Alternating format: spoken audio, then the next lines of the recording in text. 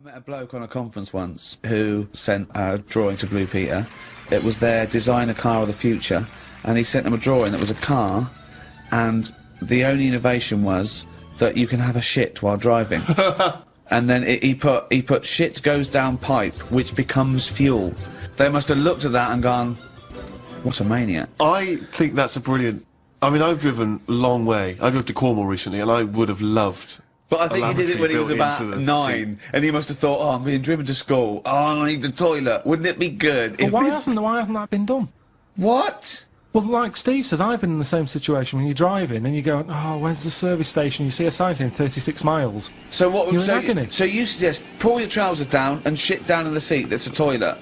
Yeah, what's wrong with that? Well, you got your nan in your back. She's got one as well. So you are going to Cornwall all shitting? Well, not all the time, but it's more useful to me than a lighter. So also, at what point do you wash your hands or wipe your arse? At what point does that occur? At the end of the journey. Oh, God! So, you get in, you have a shit at Deptford, and you wipe your arse at Polperro. Yeah, but like I've said to you, this isn't like just people going, oh, I think I'll have one. Do you need one? Not really, but it's something to do, innit? I'm sick of playing I Spy, I'm having a shit. You have it when you really need one. When you have to pull off a motorway, it's a lot of messing about. It's probably going to be a queue at the toilet. No more queues at toilets. 10 minute break that takes, doesn't it? 10 minutes to pull off, have a quick shit. Driving along, it's just going on. It's just going on. Don't even know about it. Radio's on, everyone's happy. Doesn't matter. I don't know, I mean, we all do it as well, that's the thing. Anything else you'd come up with? There's so many things. Chocolate fountain, anything like that. I just go, what are these? Who's invented these? Who's okayed this idea? And yet I can't have a shit on the motorway.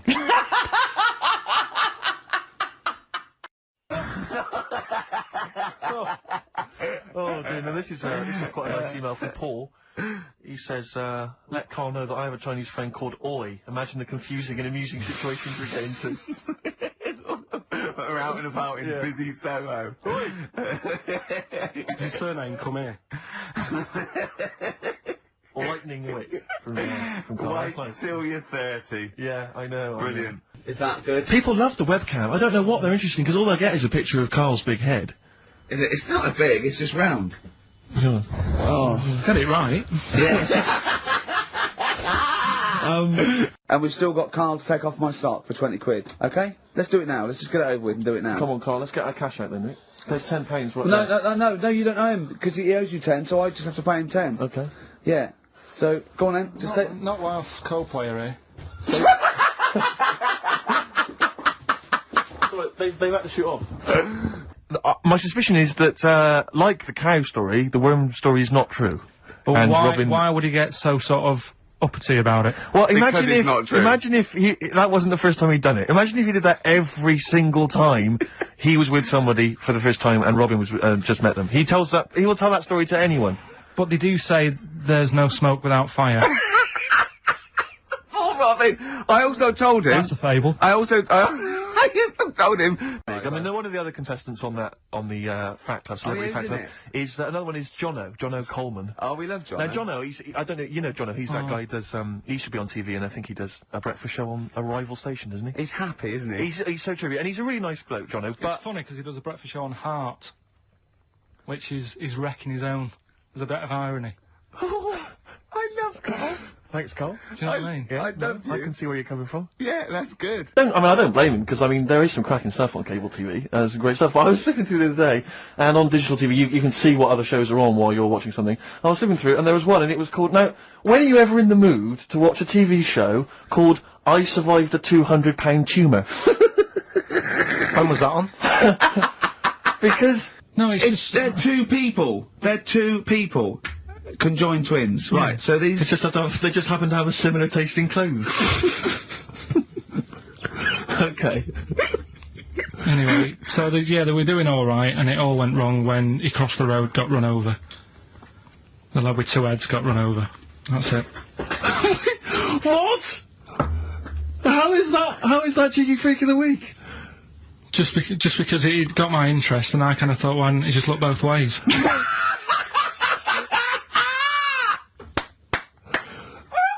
I'm intrigued to know Why wasn't he looking both ways? I'm intrigued to know how you get run over. And what was it, 1629? Yeah. Well, it's horses and that, wasn't it? Yeah. Oh. If you could be tall or short, which would you rather be? You know, put yourself in my shoes, perhaps. Unfair. No, I know, he's out now, isn't he? He's out. Did he walk out? I think so. I think that's it, from what I can... No, I think next week they kick him out, because I read something about, they get rid of him next week because of his attitude, and first time I read it I thought he'd actually ate someone's hat. but it was... You lost me. Got rid of him because of the attitude. Oh, Everything you think of now is puns. You can't get puns out of your head, can you? oh, Carl, you're great. Look at his little face. He's so good. That How is long have you been good. working on that? You've got to give him that. That was a real joke. Look at his face. He knew it was funny. It was meant to be funny. He said it to be funny, and it was. Well done. Well done. I'm just interested. I just want to dissect it because it was brilliant, and I'm wondering how long have you been working on it? About 2 weeks. Yeah.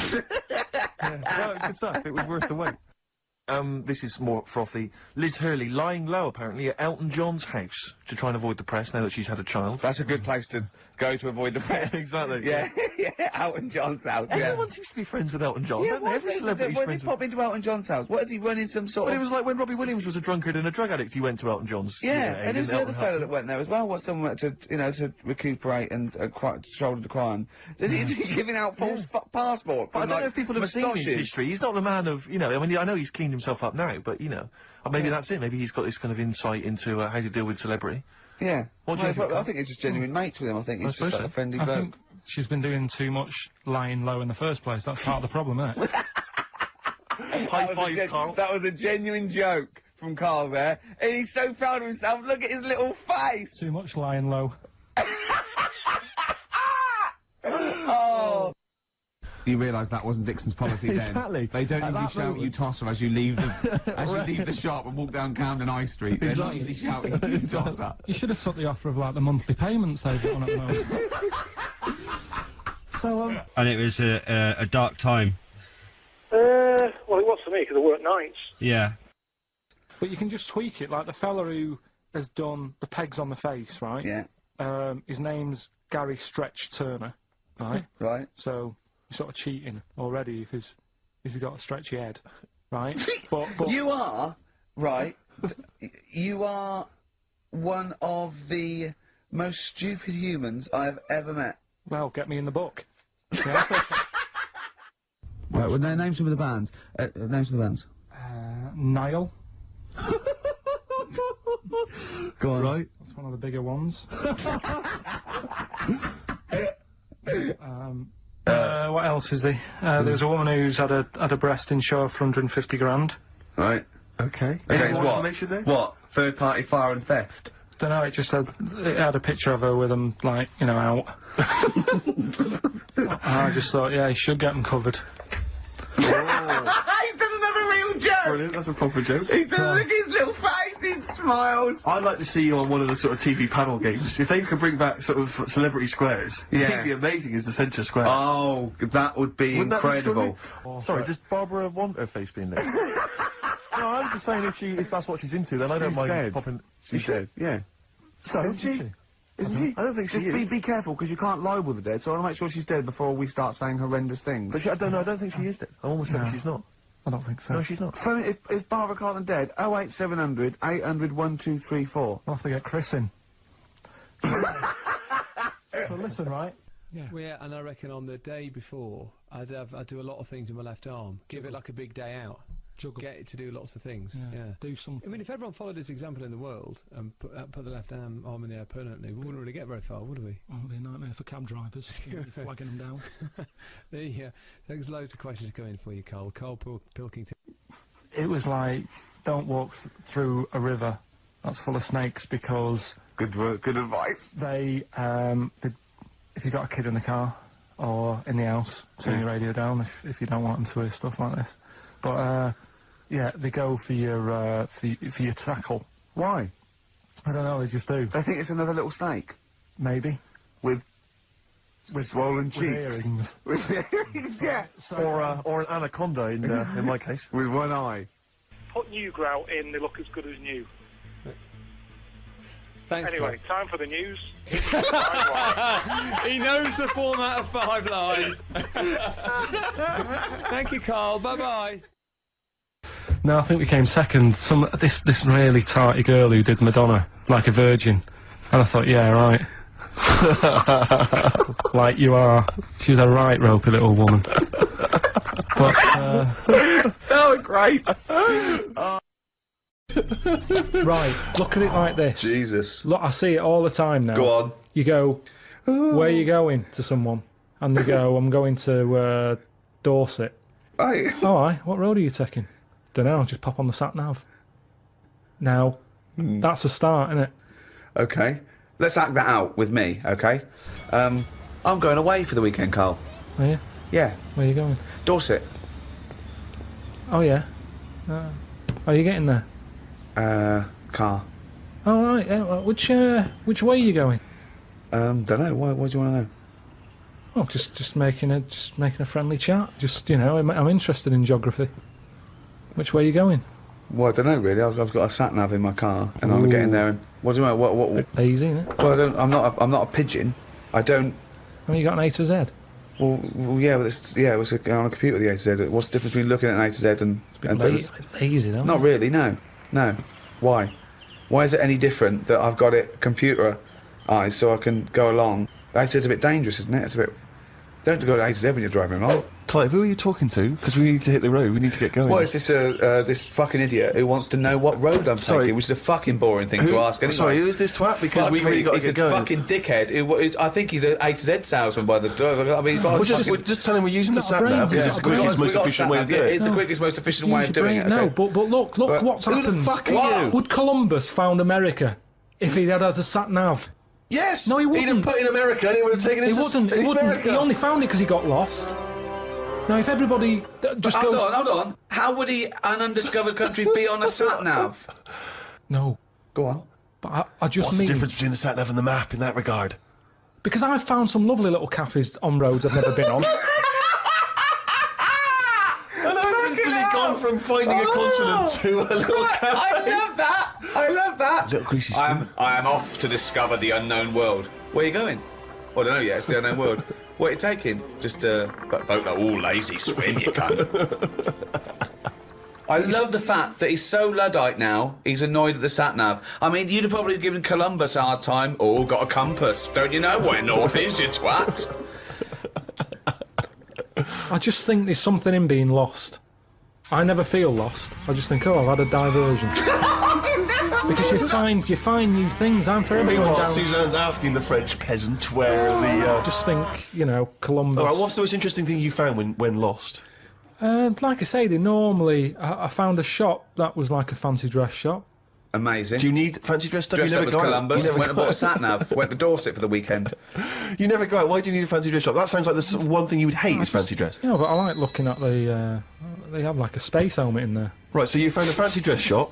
Where are you supposed to be going that you had time to get sidetracked and go in a... I think I was going to a meeting. Amazing, that's the last time! So we want to get lost. Yeah, you don't want to get lost, do No, we? because I always give myself loads of time because I get lost a lot. I always give myself... Get a sat-nav. No, I'm just saying, that's how you find little treats along the way, and next time you pass it, or next time someone says, do you know where the fancy dress shop is? You go, yeah, I do. I have no idea because I was lost. I didn't know where it was. No, normally I Oh, learn. I'm not going to tell you, lazy cunt. Have you got an A to Z? Oh, that's harsh. Yeah, find it yourself, you lazy twat. A mate sent me a story on email about a bloke in China who has this weird illness that means he can't have his picture taken. That's not the weird bit. If he tries, his body doesn't appear in the photo. Don't talk shit. He has had group pictures taken and everyone appeared apart from him. Don't talk shit. The That's story bollocks. had a picture next to it of a family photo and it said he was stood at the back, but you couldn't see him. Right, he wasn't in the picture. He was in the picture. No, he wasn't in the picture. I've done loads of tests and stuff. No, on him. I haven't done loads of tests. This is bollocks. There's no way this is scientifically possible. What's his want? Yeah, now he's wanted. Just a white bit of paper up on the police wall. Have you seen this man? What man? If you see him, tell us. You're talking shit. All right. How would you go about chatting up a woman in a bar? What tips could you give? I I've never worked like that. It's always been like a friend of a friend and all that, and just happened to meet them, and then you have a chat, and then. How did you meet Suzanne? That was when I was working with her, and she gave me 20p for the hot chocolate machine. She never asked for it back. Thought she's all right. Been there sort of 11 years, so it works. Has she ever given you that? You've never given that 20p Never back? asked for it back. Did you return the favour, perhaps on the next date? You buy her a Kit Kat or something? No, I don't think I did. I think word got out that she liked me and that. And what did I do? I think I did some work for her, did some editing for her, sort of show off my skills and that. Sure. And she was like, "Oh, you're good at this, aren't you?" I was like, "Yeah." And I think she got us another drink because I was doing that editing for her in my own time. So you're up on the deal, aren't you? Because I know now, I know for a fact that you've not spent any money on her in 11 years, so you're 40p up. At least. Lawrence from New York says, I was wondering how Mr. K. Pilkington would interpret this famous saying of philosopher Ludwig Wittgenstein. The quote is, if a lion could talk, we could not understand him. Even if he's English. Yeah, if a lion could speak English, so there's no language barrier, he's speaking English words and using all the correct grammar and everything, but you wouldn't be able to understand what he was saying. Why? Because it is from a different world. His frames of reference would be so bizarre that you wouldn't be able to get a grasp on what he was talking about, because you'd have so little in common, even if he used real words. No, but he's talking English. Yeah, no, but his reference points would be just so far removed. You know, they're removed slightly when, if you saw two people talking about Kierkegaard, you'd I hear... wouldn't understand that. Exactly. So remove that 1 billion times to a different species with different input. No, but it depends. If I'm talking to a lion in London Zoo, Yeah. he'll be saying, "Oh, I'm fed up with being stuck in here." I'll go, "Yeah." It's like that.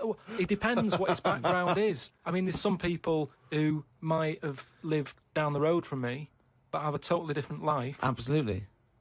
So it doesn't matter that it's a lion, does it? Well, yeah, because they're just trying to remove it even more. So now it's not just a bloke who lived a few doors away.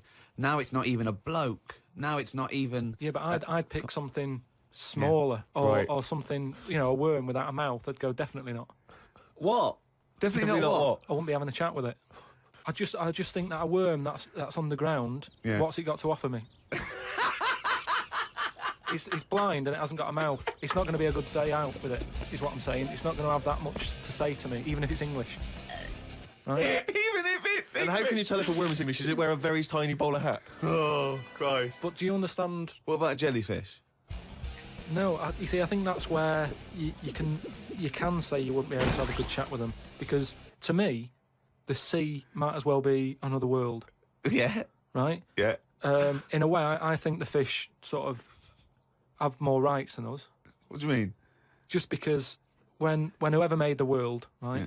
Say, we're just bigging up God, but if I was to have a go at him, I'd say you added too much water. Criticism 1 to God, right? So, How would you have changed that? Just more land.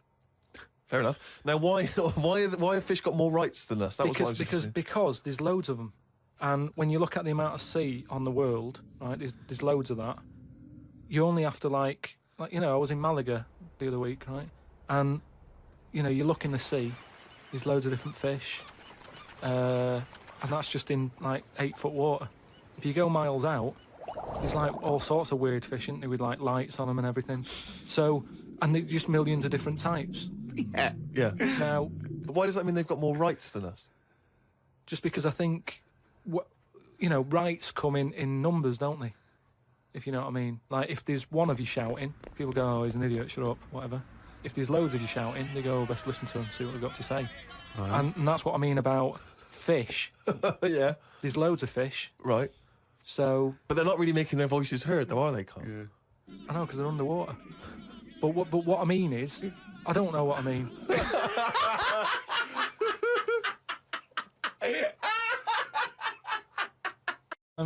Time for monkey news. Can we have the jingle? Oh, chimpanzee, that monkey news. I love the jingle. Right, well... Can we play that jingle once more? Yeah. Let me cue it up. Oh, chimpanzee that monkey news. Oh, it's brilliant. Got a lot to live up to now. I'll be honest with you, often that jingle is more fun than the monkey news. Yeah. So you've got to excel yourself this week. Well, it's there's been a lot going on.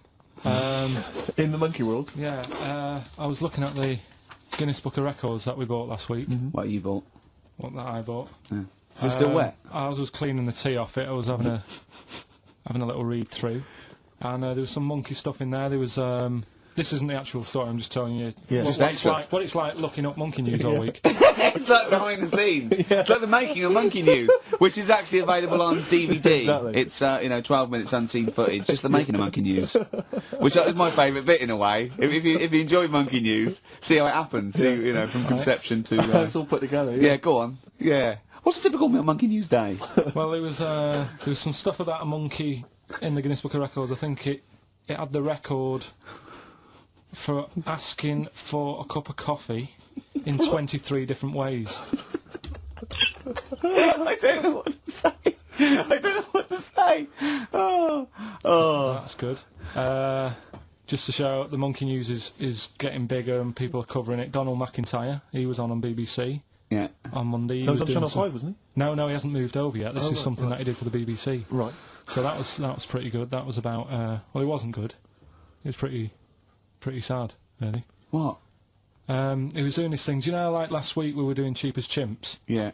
And someone emailed in saying, Donald McIntyre's doing Cheap as Chimps. Really? And it was about... I bet he wasn't. I bet Donald McIntyre did not do a programme called Cheap as Chimps. They didn't use that title. No. But you could tell where they'd got the format from. Sure. You know what I mean? Sure. And it was about gorillas and how much you can get one for.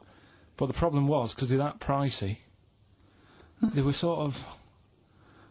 I mean, I don't even want... It is depressing, If it's cool, then don't... Yeah, forget it. Yeah, it was a bit... Okay.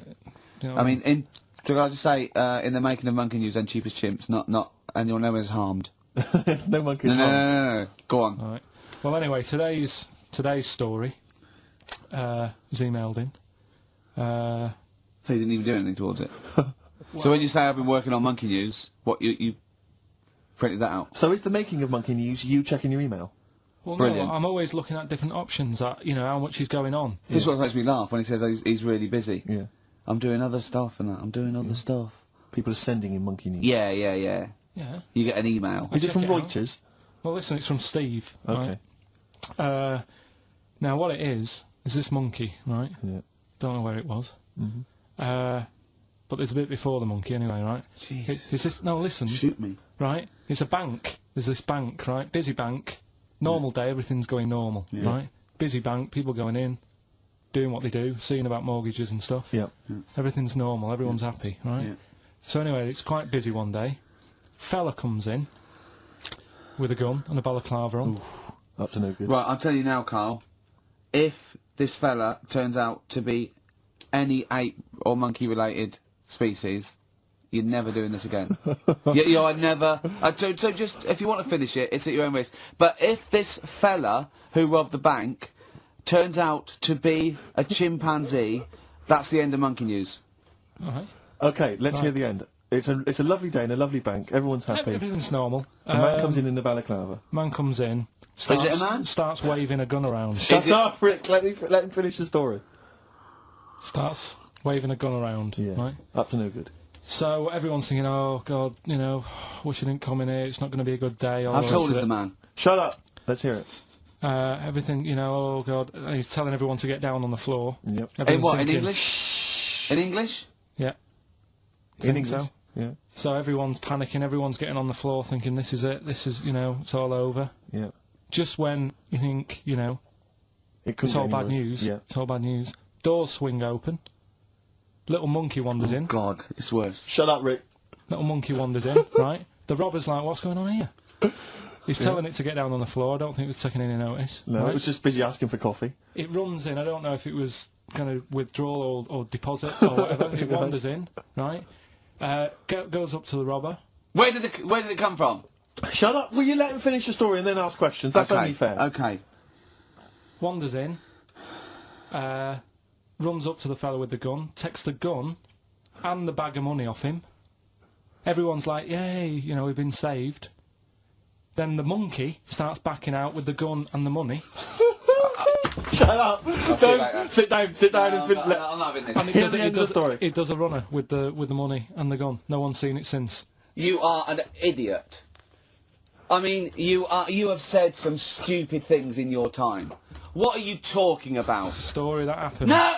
What are you talking about? What do you mean it backed out? It came in, was it an accomplice? Was it an opportunist monkey robbery? What are you talking? Think, Karl! Think! I know it's mad. That's the idea of Monkey News. We're telling people how monkeys are pretty, you know, they're mental. Yeah, they're up to no good. What do you think? They've never seen the monkey since. What, did he have a getaway car waiting? Did he swing his way to freedom? Where was this? There's no details. Don't talk rubbish. Well, Steve emailed it in. He's got it off the net. And the funny thing is, Can I the see funny it? Have thing you got is, the information there? yeah, the funny thing is, it wasn't just him who sent it.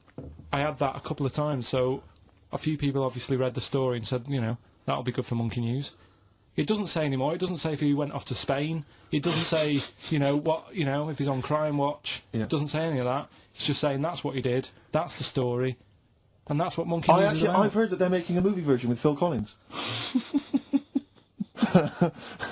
So I look forward to that and Julie Waters. So that's this week's Monkey News. If you've got any, you know, Well, anything no, don't bother. in your 'Cause town. that's the end. No, that is the end. That's the end of Monkey News. No more Monkey News. This is, bit of Queen. It says it here in this email, Rick. It's got to be true. Right. Okay, Karl. This is a logical conundrum. To a certain extent, there's a little bit of lateral thinking because, but there is only one right answer. Now, the pressure here isn't to get this right. The pressure is when I've told you the answer to then understand it. Because when I've explained this to people, I've laid out for them, they still can't quite get the concept. Okay, so there's two doors, Karl. Yeah. One leads to heaven, one leads to hell. Yeah. Okay, they're identical. You can't tell them apart. Okay, 50-50. Right. Obviously, you want to go to heaven, I assume. Right, there's two guards, identical guards, guarding each door. Okay? Right. The one guarding hell always tells a lie. The one guarding heaven always tells the truth. You have to ask one question to find out which is which, and then go through the door you want. What question do you ask? I've only got one. Yeah. And what? One to both? No, one to either of them. You don't know which one's which, though. So what question do you ask? Why can't I ask, like, both of them one? Because it's Because not the the rules rules. are you can only ask one. There aren't actually two doors labelled heaven and hell, Karl. This is a leap of imagination here. And I've definitely got to answer. I've got to ask them a question. I can't just sort of have a feel of the door to see if there's any heat or anything. They're identical. You stand a few yards away. You cannot tell from the outside of these doors which is which. What question do you ask? I can't look through the keyhole or anything. There's no Can't get anywhere keyhole. near them. Um, Let's imagine there's a small rope that prevents you from getting anywhere near, rather like outside a nightclub. Yeah. so they stood there. Yeah. They both look the same. They're both smiling. Yeah. But one of them's not really smiling, really. He's trying to make me make a mistake, isn't he? Well, he's just going to lie when you ask him a question, if you ask him. So what's the point in asking a question? Do I know one of them's going to lie? Yeah. But would they be neighbours like this? Would they be that close? Why? I mean, we're not sure if these two guys get on. Okay, it's a logical. Well, I'll tell you the answer. No, I want to see if he can get it. He's almost there. No, he's not almost there. What am I thinking? No, hang on. Right, so you go up and you Yeah. go. You Right, go, hang on. Well, look, let's imagine that. Let's imagine Ricky and I are those two guys. Okay, right? But we have to. Well, me and Steve will decide which doors we're guarding. Okay. Right. I'm. Look away, Carl. Okay. Right, then. so we've decided. Okay, one of us is guarding hell and one of us is guarding heaven. Which question are you going to ask and who are you going to ask it to? Right. I'll just say to you, Steve. I'll go. Got some post for God here. That's not a question. That's a statement. Right, you've got some post for God here. Well, that's not a question. Yeah, but maybe the question's coming. You got some post for God here, yeah. And it needs to be signed. It's not a question. Still not a question. No, let him finish. Is God in? Because I need him to sign for this post. Is he in? Well, I can answer that as well if you want. Go on. He's in. He's behind my door. Do you want to answer it? Well, yes. Do you want to get him? Just. Well, no, you only got one question. So you're asking Steve, is God in? What's the answer? Yes. Ask me. Yes. Look, lads, I'm just trying to do a job here. What am I going to do with this? Well, give it to me and I'll give it to God because he's behind my door. Steve? Yeah, give it to me and I'll take it into God because he's behind my door. You're an idiot. Let me tell you the answer. I'm guarding hell, by the way. I'm the devil. Steve's God, okay?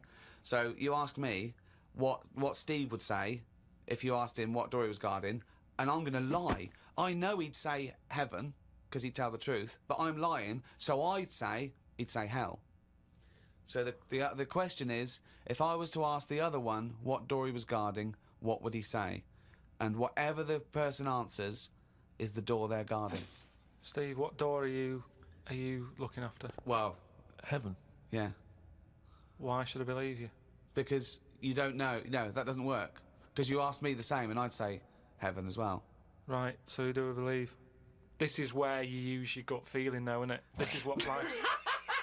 Well, as opposed to the pure logic that Ricky's just used. I just think because there's a lot of questions in life where you don't know the answer, and you go, "Do you know what? I don't like the look of him." So. They're identical.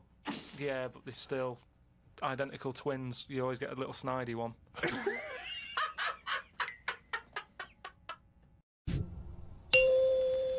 Do you recycle? I don't really do all the. I don't separate stuff. I don't sort of put there's the cans, there's the paper. You don't do that? You just throw it away, do you? Yeah. Because Oh, that's not bad. recycling, That and they annoys can't me. do anything with that. That annoys me when you're just putting it in landfill, mate. Come on. Yeah. But I haven't got all the annoys bins. me, There that. isn't enough room for all the bins. Yeah, we have to do... You've got a recycle box you stick outside. Yeah. What are you on about? Recycle box, yeah. I haven't got one. Well, no, you got to ask for one. I tried to get rid of a sofa, right? I was getting a new sofa, had the old one. You try and get rid of one of them, it's murder, right? Called up the council, said I want to get rid of it. They said we're not coming round there till Friday. It was like a Monday. I said it's in the way. So I put it outside. They said you put it outside, you'll get a fine. I said yeah, but you don't know where I'm going to put it outside. Yeah. It's not outside my house. No. So they said, well, you do that. We've got your number. What's the now. sofa like? It's a beige one. Well, if we see that... So they said, if you want to pay to have it collected, we can come and get it tomorrow, 30 quid. I said, I'm not paying for it. It's madness. Yeah. So, hung up, annoyed, called my dad up. He said, I saw this thing on the telly saying that you can donate your furniture to people who haven't got a sofa. Look it up on the internet. So I looked it up, there's a firm that does it. Right. Right, cheeky sods. Called them up, said, I've got this sofa here, I want to donate it to someone who hasn't got a sofa. He said, what's it like? Is it in good condition? Yeah, it's alright, yeah. Well, why are you getting rid of it? I said, because we've moved into a bit of a bigger place and the sofa looks daft in the corner. It's too small, so I'm getting a bigger one. There's nothing wrong with it. How big is it? How many people does it sit? So it depends how big you are. You can sit two people on it, but it's not the comfiest. But it's in good condition. It's none of your nonsense-like stuff. It was expensive when I bought it. He said, right. He said, is it safe? I said, what do you mean? He said, is it fag-proof? So I said, I don't smoke. He said, well, go and get the, lift the thing up. He's got me running around looking at my sofa when I'm giving it away. I had to lift it up, it had a picture of a fag on it. I said, yeah, it's got a picture of a fag on it. Could I just point out, fag is a slang for cigarette. When he says, is it fag-proof, he's not going to open the cushion and someone's go, it's me! So, I should explain that straight away. So anyway, it turned out it was fag-proof. They came and picked it up, took it away. That was that. But look at the hassle. Look at the hassle it takes to get rid of something. And then they say to you, do not be dumping stuff on the street. You know, it's that thing of having to wait for certain days of the week, and you can't always keep hold of something till a certain day of the week because it's big. A mattress is one of them things you can't get sort of rid of. Or you can't stick it somewhere because it's in the way. It's a big, clumpy bit of furniture, isn't it? Yeah. It's not a bit of furniture really, a mattress, but I know what you mean. Well, it's a new sideboard. Yeah, don't lean on it. It's a bit spongy. What do you keep in it? We can't keep anything in it. It's just full of springs and stuff. No, but you know what I mean. It's a furniture, to be honest. Well, it's part it should be of- on a bed, to be honest. It's part of a furniture bit, isn't it? Did I tell you that time when... I don't think you could even ever count a mattress as a piece of furniture. Of course you can. It's functional. And where do you stop? Is a pillow a piece of furniture? Is a blanket? Oh, a nice bit of furniture you're wearing. They're my trousers. They're furniture if you pop them up against a wall. Did I tell you that time when we first bought a flat? Go on. We bought a flat in Manchester, right? And Yeah. you know, when you first buy a place, it's expensive, isn't it? And it's a big bit of furniture, a flat, isn't it? So, you know, we bought a sofa, we got a table. Sorry, you don't mean you bought a sofa, you ended up with a table? No. You bought a sofa and a table. Yeah. I see, yeah. Now, I didn't know. Suzanne said you to buy a sofa, you came back with a table. Now, back then, I wasn't as wise as I am now. Fucking hell! Oh, what was he? Some snot in a jar.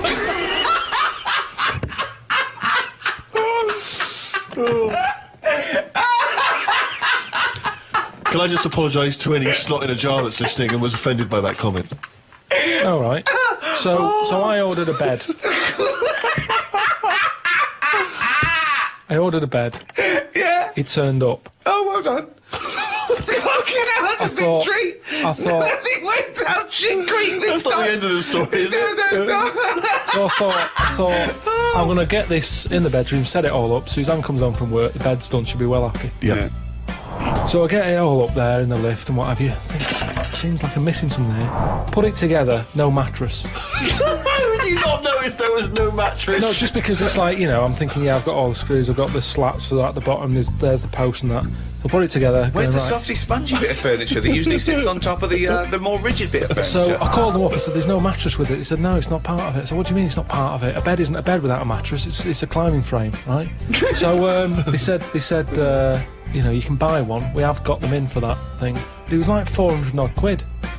And I don't know why you're telling me this. I 300. know this. I've walked beds. I understand this is how it No, works. the mattress isn't a bed. No, the bed is something else. Yeah, but that's wrong. You cannot use a bed without a mattress, is what I'm saying. So don't sell it without it. No, but some people replace the bed frame That's with fine. and keep the That's old mattress fine. or the other That's way fine. around. Once you've invested in it and you go, oh, will I buy a new bed or will I just buy a new mattress? Fine. Well, they're not going to keep selling beds with new mattresses in case you've already got a mattress. What? A bed and a mattress without any pillows and blankets is no good, but you don't expect that to come with it. At least you can sleep on that. You can sleep on a spongy bit. You can chuck a coat over you. You can use a They're cushion not off a thinking sofa. some fuckwit might buy it without the mattress. We better include it. So anyway, so I was like, oh, I didn't think of this. I didn't think of this. So I called my dad I up. didn't think. So I called me dad up. Dad, it's your foot quit son again. All right, son, how's it going? What have you done? Bought a bed without a mattress? Oh. So I said, listen, I bought that bed. There's no mattress on it. You know, can you get us one? So he said, oh, I'll have a word. I'll call around, right? So he calls back like an hour and a half later. He said, got your mattress. Go round to Alf's. Alf is me sort of uncle who isn't an uncle. All right.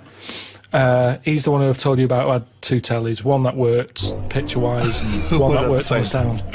Slept in a rubber dinghy, right? Now the thing is, I remember Alf, yeah. he said, yeah, we've got a mattress, come and get it. So I go round there. Why does he sleep on the fucking mattress if he's got one? said it's Why not does he like- sleep in a fucking boat if he's got a mattress? He's terrified of flooding. Yeah. I get there and it's in his van. Drag the Sorry, he's mattress driving off. around with a mattress in the back of a van. What is he, a fucking out- serial killer?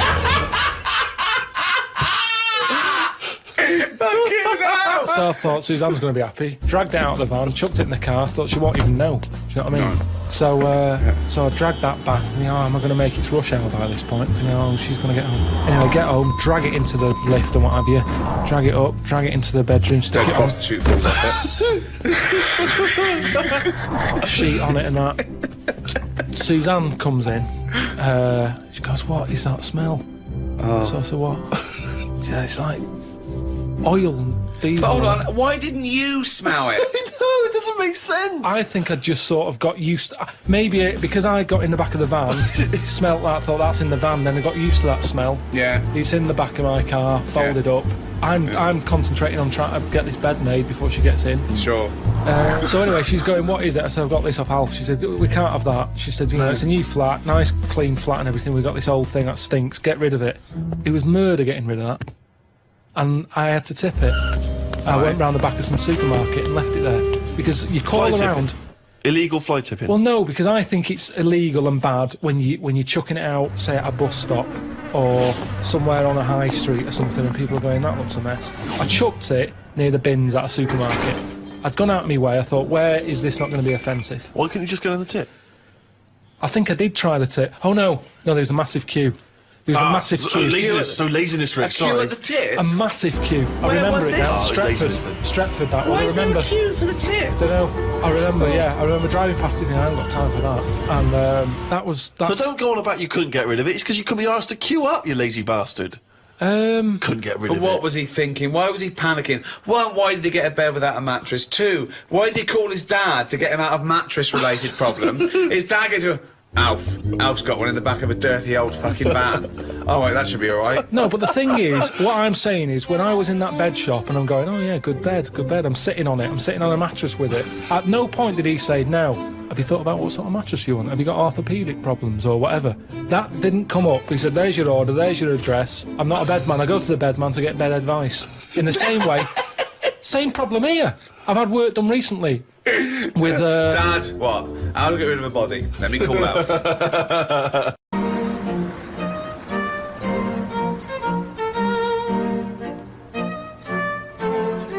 Excuse me. I'm here to pick up a dwarf. Oh, yeah. Drunk and disorderly and riding a children's tricycle down a dual carriageway. Right, they get press charges. No, if you're happy to take him into your custody. Yeah, okay, whatever. Yes, sir. That's what I mean. As soon as they even think they're in a film, they're going to get wasted. My name is Maximus Minimus. And I'll have my underway with your one or the next. We had to confiscate his sword. I've got my own sword. My pork sword. Ha! Whoa! He's thrown up over his own penis. You're not getting in my car smelling like that. No need to. I've got my bike. No, Pete, you can't go on the bike. Not again. No, whoa! Stop! Pete, stop! Oh, don't go on the dual carriageway. Take the back roads. Just, what is he? Oh, how long's that going to take him to get home? Oh no, he's off.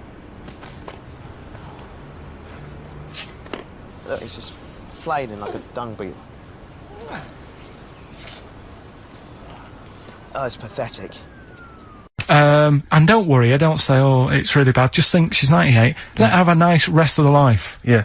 But instead, she was there, and the annoying thing was, and they do this with a lot of people in hospital, they pump you with drugs, try to sort it out. They don't, there's probably a bit of guesswork going on. Maybe. A little bit. Not as much as you, but go on. Right? And because of that, they sort of break wind a lot. So I'm sat there with my dad talking. Whoa. Drugs do that, Steve.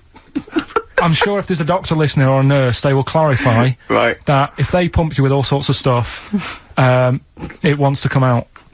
Right. So you're sat there having a serious chat. It's a quiet hospital. The woman next door with the blue hands suddenly starts seeping gas, right? I start laughing. Because if there's one thing that makes you laugh, it's that, It's a 98-year-old woman with blue hands farting. So you try to hold it in because it's a really quiet hospital, and it'd be obvious that that I was laughing at, and I didn't want to be mean, but it was funny. And then it got me talking about my auntie, because my auntie Nora, she same thing, pumped her with loads of drugs. She used to a cabinet next to the bed is like boots. She's got loads of stuff, right, for all sorts of stuff. And I mean, she's not that old, but she's on loads of stuff, right? She's a bit coked up, is she?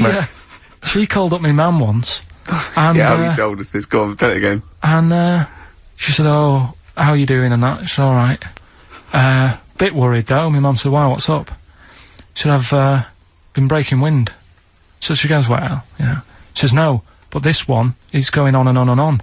And she was like, she was like, what do you say? What's like passing wind, farting for 5 minutes.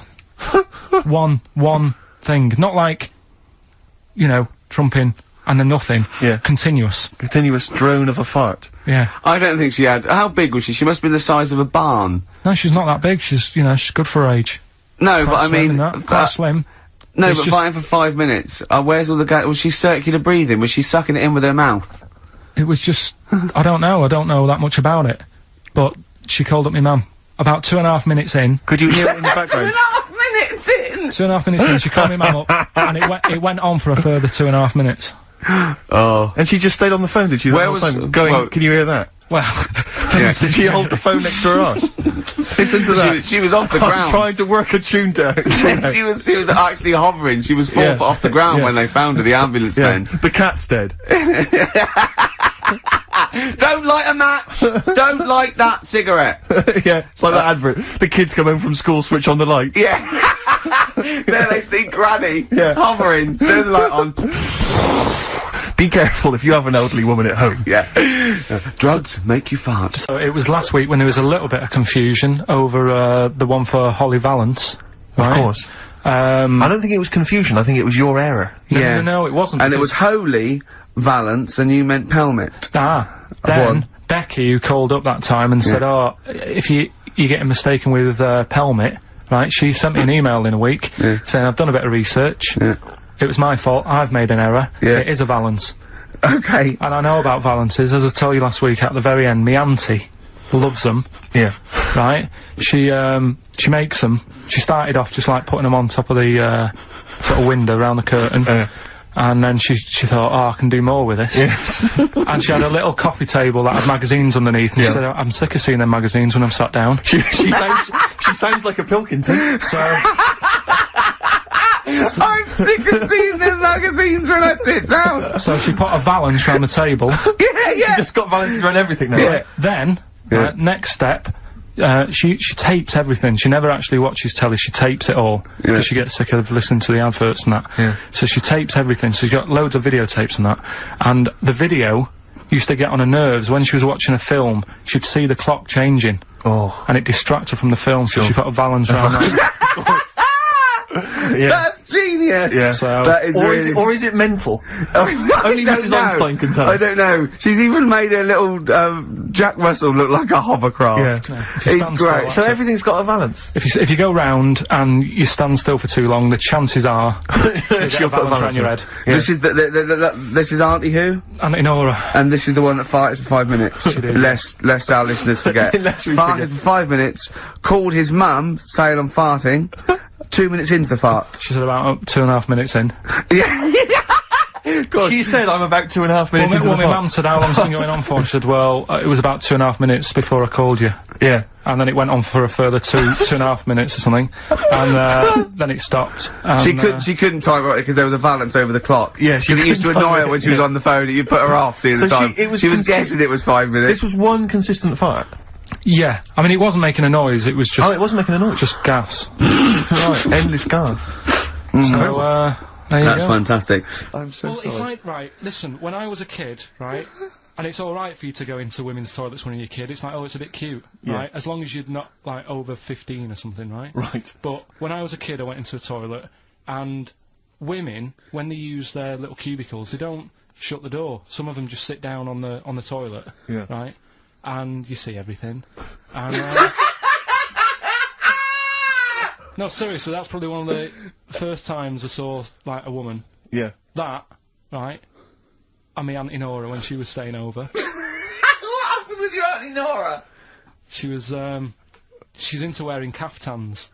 Into wearing what? You know, caftans. Oh, yeah. What caftans? Big, bellowy sort of dresses. Right.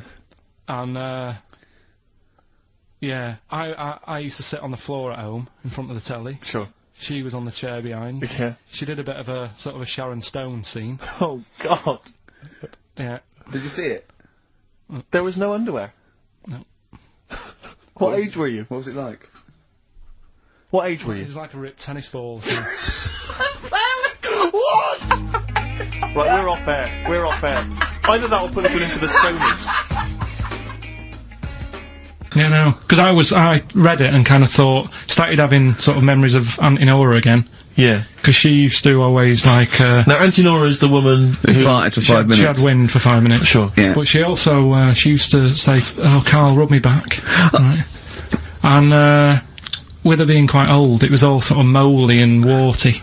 It was mouldy? No, Mouldy. sort of mouldy. Mouldy. Right. And what did you do? I didn't like it. I hated it, in It fact. was like reading a Braille book. Yeah. It was like putting your hand in a load of Cocoa Pops. Oh, dear. All really big brown things. And I just thought framing hers would be sort of 3D-ish. Right, yeah. What's that, a chunk of the moon? No. Yeah. Did you R-text that wall? Yeah. No, that's Auntie Nora. That's Auntie Nora's back. Oh, God. Any piece of your body, Carl, that you'd like to leave behind? That's disgusting. Putting your hand in some... Is she the one with the split tennis ball when she wasn't wearing knickers? Shut up. What? No, let's not discuss the tennis ball. Okay.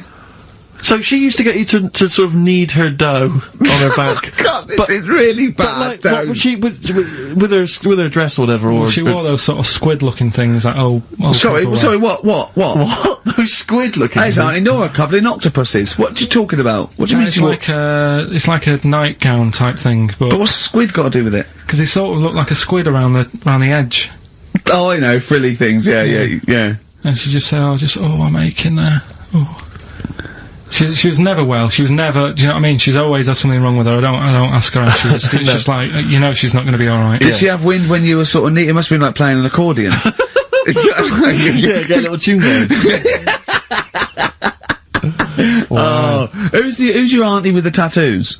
That's Hazel. Oh right, yeah. Let's leave that. Why? Oh, let's why? not talk about Leave it. What have I come across there? What's up with Auntie Hazel? What's up with Auntie Hazel? There's nothing wrong with her. It's just a lesbian, which is nothing wrong with that. Well, no, but you've made it sound like there is now by not wanting to say it. My auntie's a lesbian. I know what you're saying now. I know what you're getting at. Just because I call her Uncle Hazel. Play a record. He's from Manchester. Please forgive him. Carl's back. He's cheering up a little bit because I think he's vented his spleen a little bit on cities around the world that aren't as good as Manchester. So, is any of your family left in Manchester? Because they all moved away, didn't they? You came here, your dad's moved to Wales, for Christ's sake. Well, your family are all around the... Brother joined the army to get anywhere. Just take me anywhere. We don't know where he is. His sister's moved away, so no Ireland, one... Yeah, there you go, you see? So, that's just one family. That's one family who love Manchester. Exactly. Alright? Tell you what, Steve. Go on. I did find out in the week. Yeah. World record, right? Person with the longest trump. With the longest what? Wind. Fart. Right. Right? 2 minutes 42 is the world record. Okay. Right? Well, I'm immediately thinking about a relative of yours who I'm sure did longer than that. Who still lives in Manchester. Auntie Nora. Now, Auntie Nora did it for reportedly 5 minutes, wasn't it? Starfighter for 5 minutes. But, unfortunately, she was the only person in the room. Whereas, I think, which one's alive, Ross or Norris McWhirter? I don't know, actually. He has to be there. Yeah, I think he actually has to He'd have to be there. Would he want to be there? Well, he'd have sort of equipment, and looking at his watch, going, finish, he goes, yeah, he goes, well, that was 4 minutes, Did she go from like a size 10 to a size 6? Did she show some old dresses? Like a hovercraft. Exactly. In a big dress. Just slightly off. Yeah. So, it has to be invigilated. But again, how was the Guinness Book of World Records one invigilated? I mean, who was supervising that? He said I can fart for 2 minutes. They went, well, we've got to see this. Went round, and he just probably let it rip. It's probably circular breathing. He's probably sort of sucking in air and swallowing it as he's going, and it's a continuous one, isn't it? It's not like, yeah. I mean, that's how Nora's happened. Me Auntie Nora, she had a little bit of wind. It went on for like 2.5 minutes. Sure. That's when she called me Mum. As it was still going on. And said, there's something not right here. I'm leaking. She said, oh, can you send your dad round? My dad. Yeah. Sent to me Mum. With a cork. And, with a lighter. Yeah. I think this would be the best one I want to show the kids something. He said, I'll be there in a bit, get the windows open. But what it was down to, because I was talking to my mum and dad about it... Is she the one with the split tennis ball? Yeah. Can we not talk about that again? I was talking to my mum and dad about it, saying, why do you think it happened and that? And it's because she never chucks food away, right? And she'll sort of mash it all up. And she's got all these ice cream tubs in the fridge that are just full of, like, water. Old, mashed up food. Really? And she prepares everything. Right, she doesn't work, she's retired now, she's got nothing to do all day, but everything's got to be ready for her. Still calls in sick. Do you know what I mean? Everything's got to be done. even though if you're going round to her house and you're going there for tea, it's like, what time are you coming? And it's like, well, I don't know, maybe 5, maybe 6. Yeah, you're late because you're late when you have to meet us at 5 or 6. Do you know what I mean? That's what. So when you say she mashes up food, she literally takes the remnants of a dinner, could be sort of some anything, and just smashes it all up into a. Yeah. And then what does she do with it? Put it in the fridge, and she's got it in the fridge. It's like January, February, March. She's got all these ice cream boxes that are just full of. But she doesn't. She reheats it and eats it. Oh, then she'd put it in a pan. She was just keeping it as a souvenir of each meal she'd had. No, put it in a pan, warm it up. Oh, and that's what it is. It's just a lot of vegetation, is it? Yeah. Why has it only happened once, or does she save it up once a year, just let it go? I don't know. Well, she is mad. She sounds potty. She doesn't answer the phone anymore in case there's a burglar checking if she's in. It's like, well, answer it and then they'll know you are in and they won't come round. Yeah. Mental. Well, Mental. They can't be sure then, can they? What do you mean? Well, if there's no, okay, well, maybe it's someone just, they are in but they're hiding, whereas if Auntie Nora goes, it's Auntie Nora, we can she'll be farting. We can sneak in when she does a loud one. Because we'll be aware to tell you, what's stopping it? It's got a valance round it, it's got caught on the cat. Alright? Carl's had a bad week. I'm gonna say it straight away. He tries to rule out stress in his life. Yeah. But he's had a bit too much stress this week, haven't you? One, a phone call from his mum, stressed him a little bit. Right. Something he said in a magazine about his auntie. Okay. Came back to haunt him. Auntie Nora? Auntie Nora, yeah. Don't name her. Oh, she knows who she is. No. Okay, we won't name her, right? We'll just say it's the one who farted for 5 minutes and he saw a skirt when he was young and found it like a split tennis ball. So it could be any of me aunties. So other stressful things. So anyway, what's the Auntie Nora thing? Sorry, Auntie X. Auntie X. What did she, why is she upset? Well, he mentioned her in Zoo. He did this thing for Zoo magazine and he mentioned about when he looked up her dress, she had a... by accident, remember? I'm not suggesting you were going around looking up your elderly relatives' dresses in case they weren't wearing... For people who've not heard Karl talk about this in the past, just explain quickly again what we're talking about. Right. He didn't want to talk about it at all. When I was a kid, right, Auntie Nora used to come round. Me auntie used to come round. As if there's any ambiguity now. Yeah. Me auntie used to come round and stay, right? And I'm sat on the floor watching the telly, right? She's sat on the sofa with a caftan on. I turn round, right, and it was there. It was looking back at me, right? And we've mentioned this, and Ricky sort of said, what did it look like? And, you know, a split tennis ball came to mind. That's what we talked about, right? So anyway, Zoo magazine, when they did the interview... And she's the one that used to put a valance on everything, isn't it? Well, not everything, obviously. So anyway, so I've done this...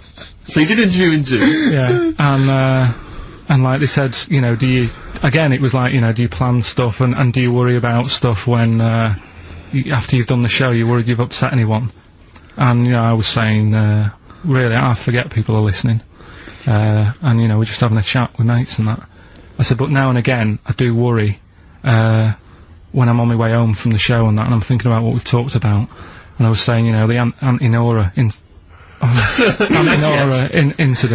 Yeah. Incident! Watergate! Yeah. And, anyway, so this was in there, right? And I was saying in the magazine, you know, but I think I got away with it. She doesn't listen to the show, but, you know, and I don't think she reads Zoo magazine, so... She's more of a nuts woman. Sure, yeah. So, anyway, so my mum calls up the other week, right, and she goes, wish you wouldn't, you know, talk about Auntie Nora and that. And, I was like, oh, so how do you know about that? She goes, well, one of your cousins have called us up and said they've read the article about it. So yeah, that's why we don't want to talk about it, really. So he stitched you up. So do you know what Auntie X is made of this? Do you know if she was upset or not? Well, she doesn't know about it. Because, I mean, maybe she's always thought it looked like a split tennis ball. Maybe you're just in sync, you know, because you're relatives and stuff. Maybe she knew instantly. Even if you hadn't named her, she'd have thought, hang on, I farted for 5 minutes once. Yeah, that's not going to be ambiguous, it could well is it? Be me. If you hear that, like, someone who farted for 5 minutes and's got found like a split tennis ball, you're going to go, I wonder if he means me. Yeah. You're going to remember that. Or Auntie Jackie. It could be Auntie Jackie. Oh, God. Oh, chimpanzee, He's written it down again! Yeah, this is where we read extracts from Karl's diary. We've had to wrestle it from him. He's never happy, but, you know, that's the way it goes when you're doing, a show as popular as this. And I'm going straight now to this entry. My mum phoned and said that my Auntie Nora, classic Auntie Nora, wanted me to look on the internet to find out what the weather would be like in Spain at the end of November. I don't know where she gets her money from. 2 months ago, she was asking me dad how much it would be to get her back garden astroturfed, because she's sick and tired of the grass getting out of What does hand. she want to do? Start a football team? What does she want a back garden astroturf? She likes the sort of green look, but she doesn't like the headache that comes with it, so she's just looking into getting that false grass put in there. Brilliant. Don't know how much it is. They always say when you get someone a present, you should buy them something they wouldn't buy themselves. Daft rule. I want something I would buy myself if I had the money. When I was young, me Auntie Nora got me a present I wouldn't buy myself. It was a t-shirt with her face on.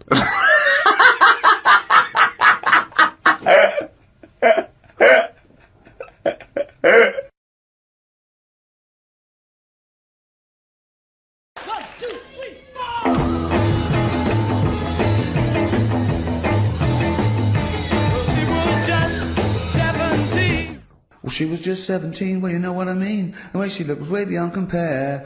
I wouldn't dance with another. I'll stop you there. Go on. I'll stop you there. What's the matter? So, and that's... Played, Dave. Yeah, well... Idiot! Bloody idiot!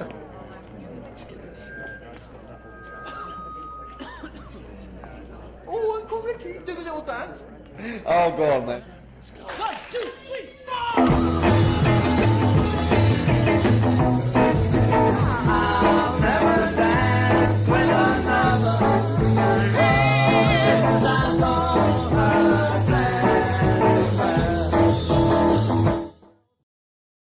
The long and winding... Shut up! Okay.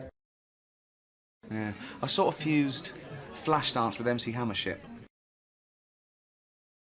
Hello everyone at Warner's. Thank you so much for getting behind the DVD. Hope you're enjoying your Q4 presentation. We're right behind it. We're going to do TV and radio and really make this a big seller. We hope. What are they doing? What are they doing towards this? What is this all about? Well, we're...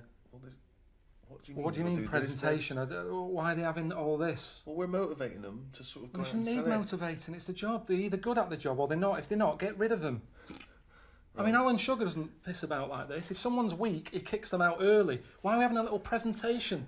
When you say presentation, is it a night out? I bet they're all sat there going, what's all this about? Oh, another DVD, whatever. Get the drinks in, Harry. That's what annoys me. This isn't going to motivate them at all. It makes no difference. It's just another free night out. It's their job to sell this. Why have we got to help them get behind it? Do your job. Does this happen in any other job? Doctors doing surgery. I'm not in the mood for this. Let's have a presentation. Let's get the family in. Please help me, Grandma. She's not been well. She needs surgery. All right, let's do it for them. No, they just get out there and do it because they paid. So get off your arse and get out there. Waterfall. That means they have 4 of these a year then, does it? You have to keep being reminded of the job. Don't forget, you've got to get out there and get off your arse and sell stuff. Fuck me.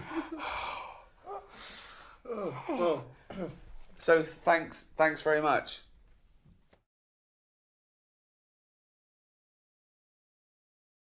XFM 104.9. Sorry, I was going to Sorry, back go on. announce that track and just mention it was Elliott Smith and the track Son of Sam. Well, I think I'd just better ask Karl a couple of quick questions about Hitler.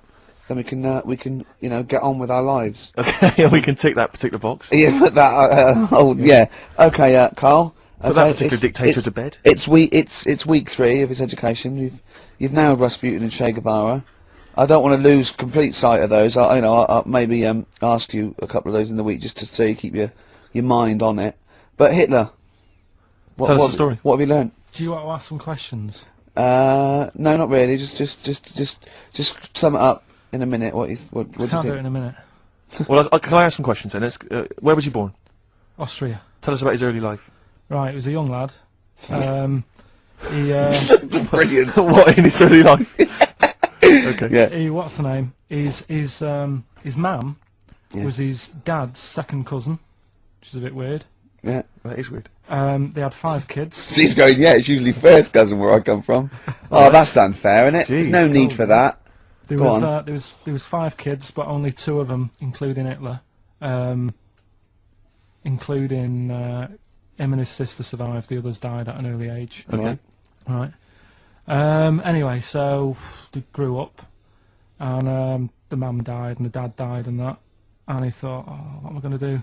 Because he didn't do well at school, didn't have many qualifications. No. Liked art. Did he have a GCSE in history? Liked art, right? And then, so he said, right, I'm going to go to Munich. I missed a bit out, actually. Jewish people were in Austria, he didn't really like them. Okay.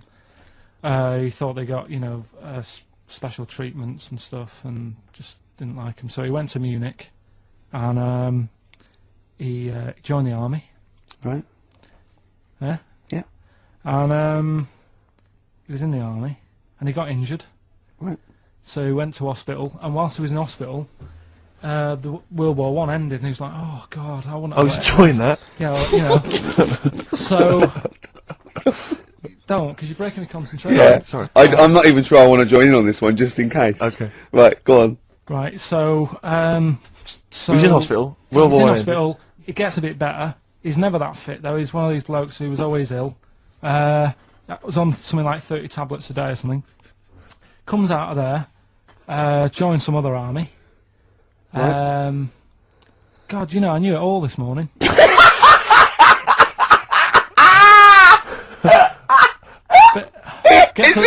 I can see it running to ground.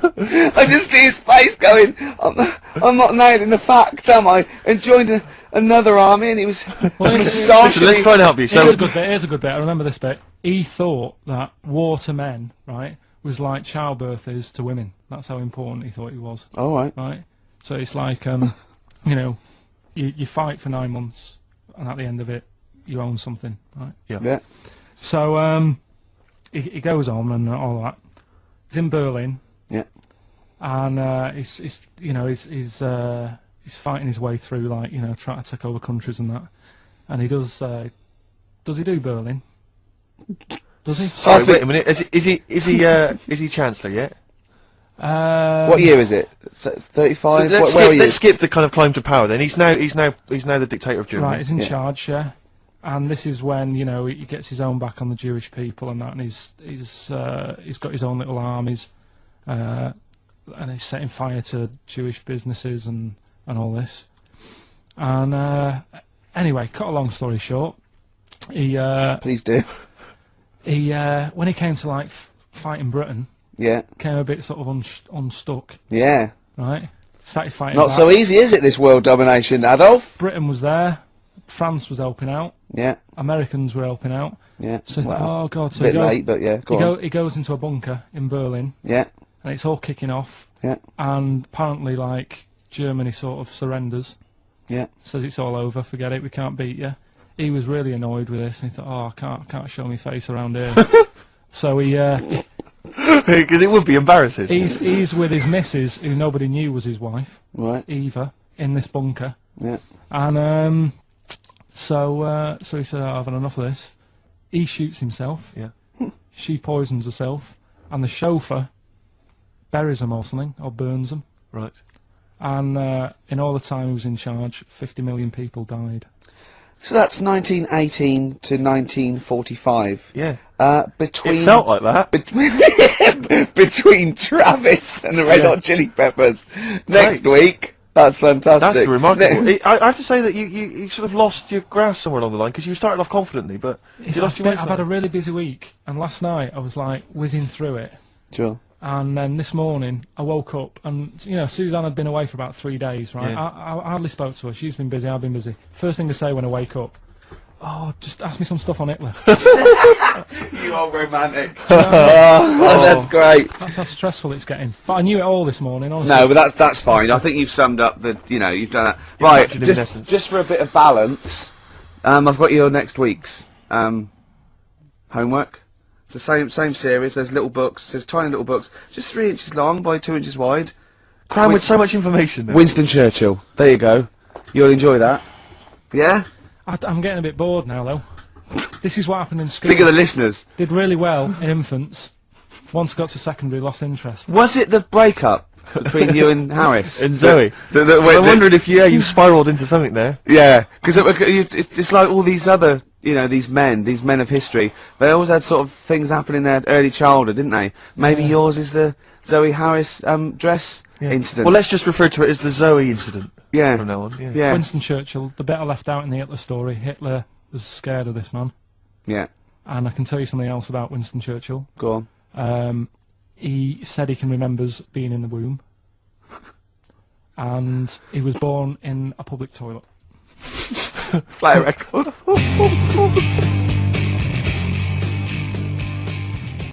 See your head a little bit. We want to get the microphone there. Right, ready? Hold on. Good. So you're just doing it? Hold on. Now, it's in position. What if it... oh. Ready? Yep. Oh, God, it... Oh, no! Oh, it's like Jackass. Did it hurt? Did that hit me? What do you mean, did it hit you? I sort of just... It went off course, did it? Just glanced at it. Right, Lindauer, you're going to send us 8 more bottles, please, Yeah, because we're going to get this right. Yeah, yeah.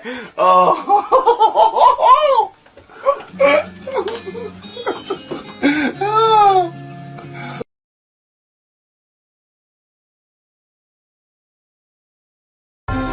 For centuries, life's big questions have challenged some of the world's greatest minds. The need for love, marriage, and lifelong commitment. The yearning to reproduce, and the survival of the human race. The search for a vocation. The desire to find happiness. And the inevitable death. But Karl Pilkington has not given a second thought to any of these issues. This cat's cross-eyed. I've never seen that before. Now he's turned 40, he thinks it's time he did. He's travelling around the world to see how other people deal with life's big questions. We've had the Iron Age, the Stone Age. This is the about age. Karl wants to know why people get married. Just because two people love each other, they drag other people into it. Get on with it. He wants to find out if you need to have children.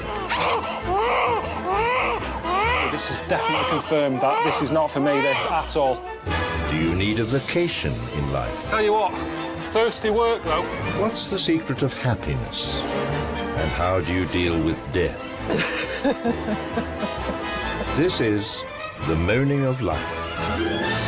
It's like, who's the mental one here? Is it me or everyone else?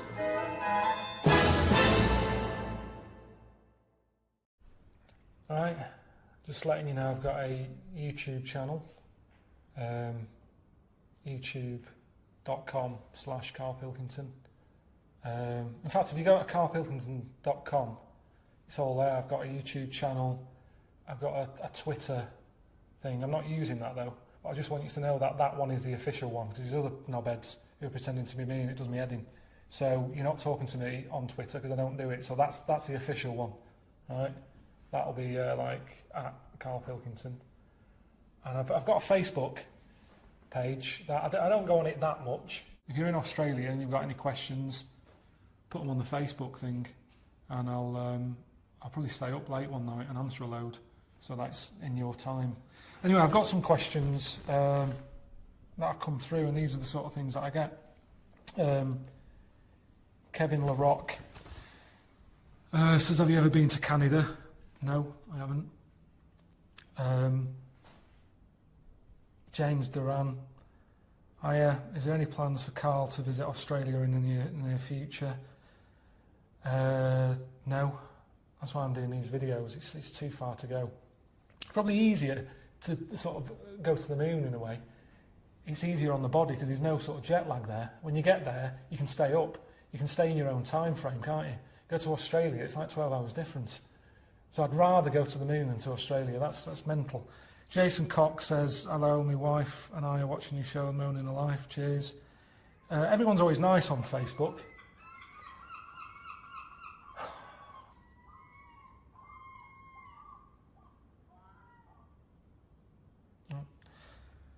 Jason Cox, he just says that him and his wife are enjoying watching The Moan Inner Life, new programme, cheers. Mary Stanley, alright Carl, it's Wednesday. Tell me what you're working on right now. I'm not working on anything. I just want to have some time off. I've been travelling about, I've got a bad back. It's my L5S1. It's sort of gone and worn out a bit. So I'm not doing, in fact I'm well bored at the moment. Again, that's part of the reason I've sort of agreed to do these videos. I haven't got much going on. About 3 days ago, you're not going to believe this, I was sat there trying to make the cat yawn. You know, they say yawning's sort of contagious. I wondered whether it was in the sort of the cat kingdom. I just sat in front of the cat yawning. After about 40 minutes it yawned. I don't know if I've caused that or it's just bored. But that's the sort of life I'm having at the moment. I'm not up to much at all. Simon Bately, quick question, would you rather eat shit flavoured chocolate or chocolate flavoured shit? Good one. Probably chocolate flavoured shit, isn't it? If it tastes nice, then it's not that bad, is it?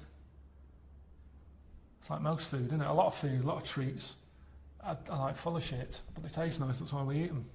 So that's what I have. Hello, Carl, do you speak Portuguese? No. Have you tried a pomegranate? I mean, Jesus, these are the reasons why I don't go on Facebook and Twitter a lot. These are the sort of questions I'm getting. I have tried a pomegranate, it's a lot of messing about. It's the one you eat with a needle, isn't it? I haven't got time, really. Well, I have got time, I was trying to make a cat yawn the other day. But I don't want to use my time eating a fruit that you have to use a needle to eat the pips with. You know, if you're meant to have 5 fruits a day, you're going to take up a full day eating fruit if you have to piss about with a needle every time you have a bit of fruit. So I have had one, but I don't like them, I prefer grapes. Just wondering if you've seen the Human Dolls programme on Channel 4, it's mental. Yeah, I did see it, yeah. Right, so that's that. I'm going to be doing a Q&A on Facebook around sort of early February for people in Australia. So if you want to chuck out, you know, any questions, I'll answer them then. All right, cheers.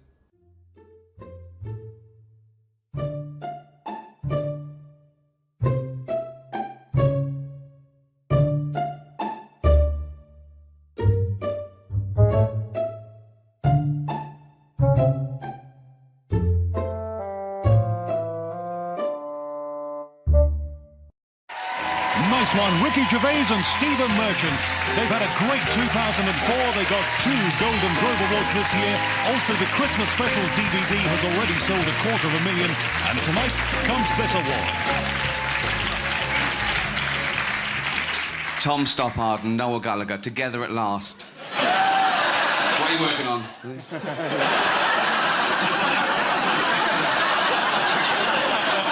We don't have to thank anyone. No. No, we should maybe thank John Ploughman. Why?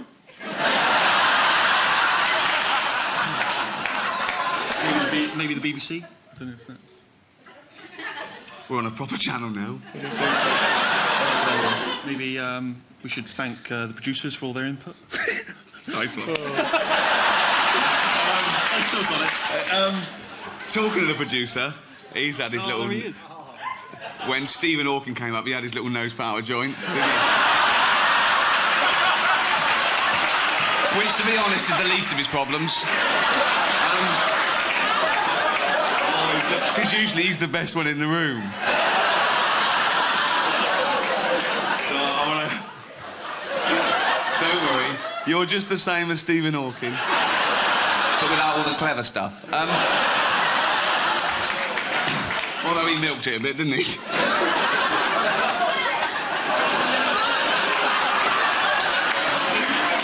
a genius. I'd have had it ready. I'd have had it...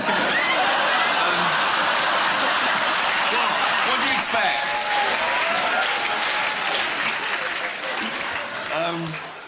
I lost him for a little bit. Yeah, you want him back. I want him back. Thank you very much. This, we've won an awful lot for the show over the past 3 years. Too much. It got embarrassing, to be honest. And I won a lot of individual awards, but this is for writing. No, on a serious note, this is for writing because I can speak for Stephen as well. We are proudest of my writing. I knew he'd agree with me. And the thing is, the other thing about writing is, it's not paid as well. I've earned about, what, 10, 20 times what you've earned? Really? I mean, again, that's embarrassing. And even in the industry, it's not looked upon as important. I've never seen Alan Yentob run across a crowded room to hug a writer.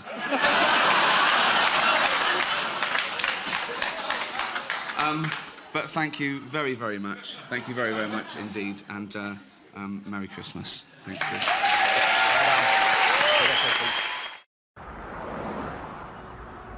Karl, have you ever seen the programme Inside the Actors Studio?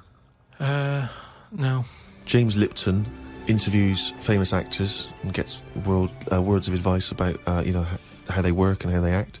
But at the end, he always asks a series of questions, which is based on a French series of questions that a guy called Bernard Pivot used to give people when he interviewed them.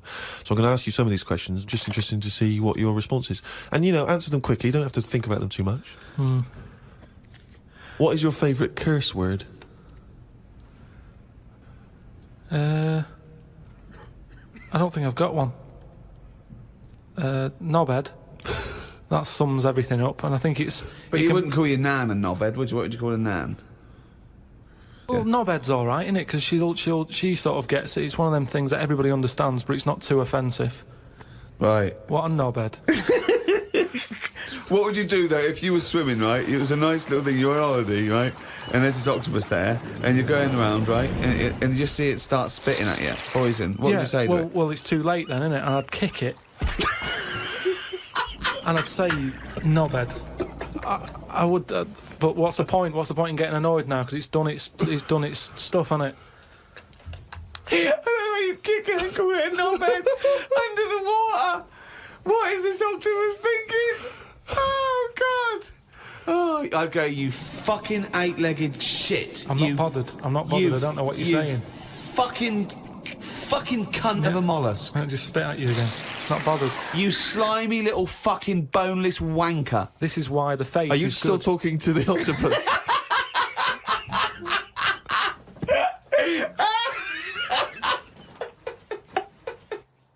Нет, я не шпион! Я не шпион! Я умоляю! Oh, hey, look at you there! Do you want to speak Russian like me? Send me all your money! Всем привет и добро пожаловать на мой канал. I'm an American and it is time to learn the Russian alphabet. This here is a normal American A. It makes the ah sound like ah, and the Russians stole this from the American language. This is a pregnant soap dispenser. It's pregnant with bubbles, so when you use it, it makes the b sound b for bubbles. So this one must be a B as well, right? No, this is a V. Russians copied our homework and changed it just a little bit so that they would not get caught by the teachers. But you can't fool a smart American patriot. Я слишком умный. This is a non-pregnant soap dispenser. Since it's not pregnant, it will not have a baby saying goo goo gaga. This makes the G sound like in goo goo gaga. This crab-looking abomination scares the living shit out of me. For some reason that only Satan can grasp, this makes the D sound like da-da-da-da-da-da-da-da. This looks like an E. E stands for egg. Now picture a chicken laying an egg. Seriously, think of a chicken pooping an egg out. What sound does it make when it comes out? You're right. Yeah. This makes the yeah sound. Now the E has eyes on it. This represents you watching the chicken lay an egg with your eyes. What would you say the moment the egg comes out? You got it. Yo boy. This is the yo sound. Yo. This is the handsome Squidward of Russian letters. I am not gay, but I am attracted to it. It makes the zh sound like zh, just like in the gorgeous language of French, je. This is literally the number 3. This must have been a glitch that the developers accidentally left in during an update back in the day. This makes the Z sound like z. This is a backwards N. More proof that they ripped off the American alphabet and only changed a few minor things. This makes the E sound like E. And this right here is a backwards N with a really sexy unibrow on it. I swear I'm straight, I think. This makes a Y sound like at the end of boy. You know what I mean? This is just a K sound stolen from us again! Blin, это наша американская буква, блядь. And it sounds like K. K. If you look really hard at this one, it kinda looks like an elephant with its trunk out on the left. What do elephants do for fun? You're right, they lick things. Lick. Makes the L sound. This makes the M sound. M for monolingual beta, which you won't be once you learn Russian. This right here is my least favorite letter. It looks exactly like an H, but it's pronounced like an N. It confuses me, and now I sometimes pronounce H's as N's in American. I get really weird looks at Pizza Hut. This letter is why I have trust issues. Yes, it is technically an O sound, but sometimes it's an A sound for no reason. You just have to accept that you're absolutely with this one. This looks like a porta potty. Porta potty. You know one of those bathrooms you find at a concert or something? It makes the P sound. This is an R sound. R. The leg on it that would have made it an R ran away. You get it? This is a heterosexual or homosexual C. In American, the C is bisexual, since it can make a hard k sound or a soft S sound. In Russian, it's either just straight or gay, since it only makes the soft s sound. This is boring as shit. It's literally just a T. This letter is a weeaboo. This makes the oo sound like in oo. Just picture it at an anime convention saying oo. This makes the F sound, fa. The F stands for holy frick! Why is there a stick stabbing the circle? For some odd reason, this makes an H sound, which is kinda harsh but not too harsh, like хорошо. If you saw my last Arabic vid, you know I suck at H sounds in every language. This alien looking thing kind of freaks me out. It's like a glass of milk that grew a little leg. It makes the TS sound like t. I don't know what's with them and making numbers into letters, but this is literally just a 4. It makes the ch sound like ch-ch-ch-chia. Shut up, пожалуйста. Shut up, sh. This makes the deep sh sound. This is the same thing as the last one, but it has a little pinky sticking out, so you know it's a bit more elegant. This is sh. It's less deep and more elegant than the sh. I think. I kinda suck. This is literally 2 letters. I don't know how they got away with this, but this is the ooy sound. Just kidding, it's the E sound, but I like to exaggerate. This is a bootleg Euro symbol, and it makes the E sound kind of like in the word etta. This looks like a fish, and you know what else looks like a fish? You look like a fish. It makes the U sound. This blatant disrespect for the American R is actually the ya sound. Ya. Ya is actually how you say the word I in Russian, so if you didn't know any words, now you do. Now let's see how good you are at reading Russian. Read this word. What? No, that's not how you say it. It's здравствуйте. Did you not learn anything from this video? Maybe you'd be better off learning Mexican or sticking with American, you monolingual beta? TV. I just think there was a kid who grew up in our avenue, right, on the estate, who, when it was born, right, we kind of thought it's got no chance, this kid, because its man was a bit of a rumman. You know, a rumman? Where's that? No, just like, you know, she liked going out and having a fag and like having a drink, and she's never at home.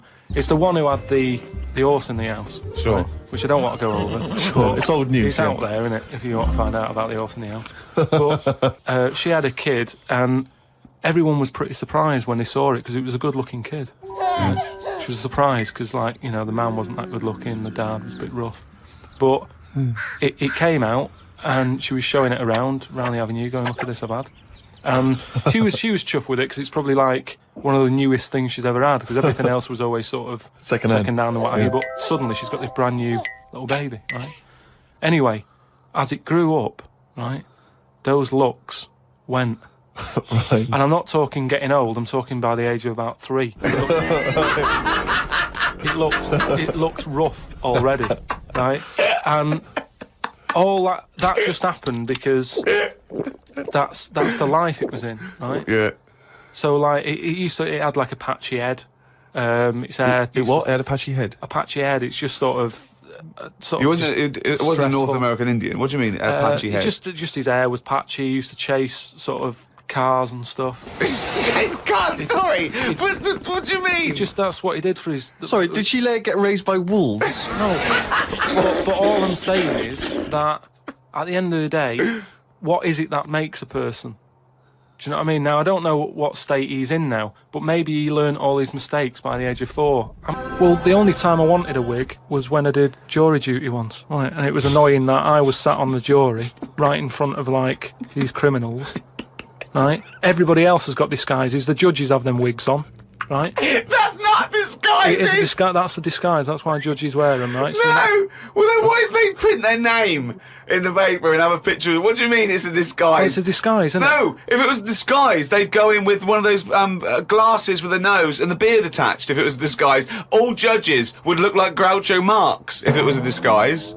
Well, I'm just saying that's what annoyed me when I was sat there on the front row, right? I couldn't have been any closer to the criminals, right? I was sat there and I thought, why didn't I just pop a little wig on or a pair of glasses? I would have loved to have seen you in the front row at Crown Court. No, because I'd love to see it because in this country you're not allowed to show pictures of jurors.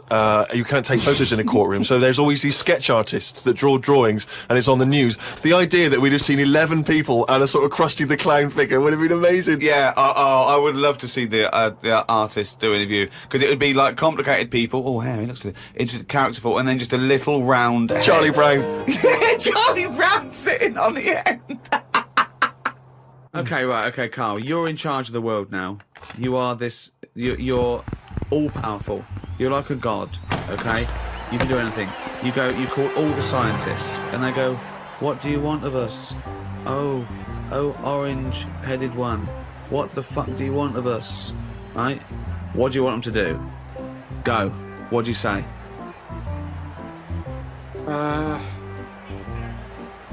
Well, I want to come in and... How long have they been working on the Big Bang idea? Forget it. You've got every science... No, but I don't just want to come in and poo-poo that, because they're going to... Poo-poo? They've done a lot of research on Hold on, you wanted to stop a minute ago? Yeah, I know, but you don't just come in, guns are blazing. I'd say, hello, you can everyone. do anything you want. Oh, go on then. Hello, everyone. Hello, Karl, leader. Right, listen, this Big Bang thing you've been doing... Yeah, well, that's just only a few of us. That's like less than 1,000,000% of us. We're all here. Yeah. I've dropped AIDS research. I've dropped cancer research. Right, well, why have you dropped that? Who's told you to do that? Well, no, we knocked off. They said you wanted to tell us something. We're all here. Every scientist in the world Well, is listen, here. what research are you doing? Oh, well, I'm looking at what happens if you give Feminax to an owl. What happens? Well, I'm halfway through it. I got called away. Look, I'm really busy. What do you want me to work on? Who said they're doing cancer? Go back to work. Cheers. Right. Okay, the rest of us doing stuff that you think we're fanning around with. What would you want us to do? Well, I can't do it all today. What about me? I was doing AIDS. Hang on a minute. I was doing AIDS. You just wait a minute. Right, okay, why does cancer get to go back? Are you saying that cancer's a bigger problem than AIDS? You go back to work. So AIDS go back. I'm doing restless leg syndrome. Right, can everybody but the Big Bang people leave?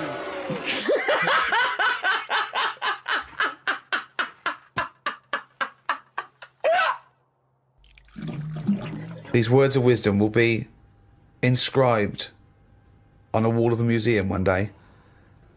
Proceed. I think trousers are going to be stopped being made. Just because you see kids now, they've got pants around their ankles. They're going further and further down. So I think that's evolution, just getting rid of the trouser. Right. It's just dropping naturally. That's the evolution of the trouser, because it's dropping incrementally Well, you see now, down you can the see arse. kids' underpants, so they're just dropping. Yeah. I think they'll get to a point when they just don't bother wearing them anymore. Right. Prediction 1! Okay, That's an amazing one! They'll stop making trousers in the future, Good. okay. We're going to get weaker. That's already happened. Mm-hmm. They used to say, an apple a day keeps the doctor away. Now they're saying eat 5 fruits. Right. So we've definitely that's evidence. You can't argue with that. I'd probably put that first because the guy's right. What's number 2? So swap that round. Okay, that's number 1. Give him the pants second. Yep. I'm gonna die. Okay, they number used 3. to say an apple a day keeps the doctor away. They used to say pull your trousers up. Now they say put them down. You can. I've never had such fucking dribble! Number 3. Right, number 3. Oh, the scholars are now waiting with bated breath when they find this old scroll, and they go, ooh, what can number 3 be?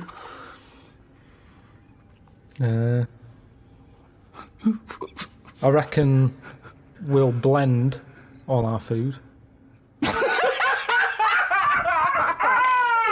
Oh, God! No, because He got me! He was going to make a point about race! What is it? I never thought it would be!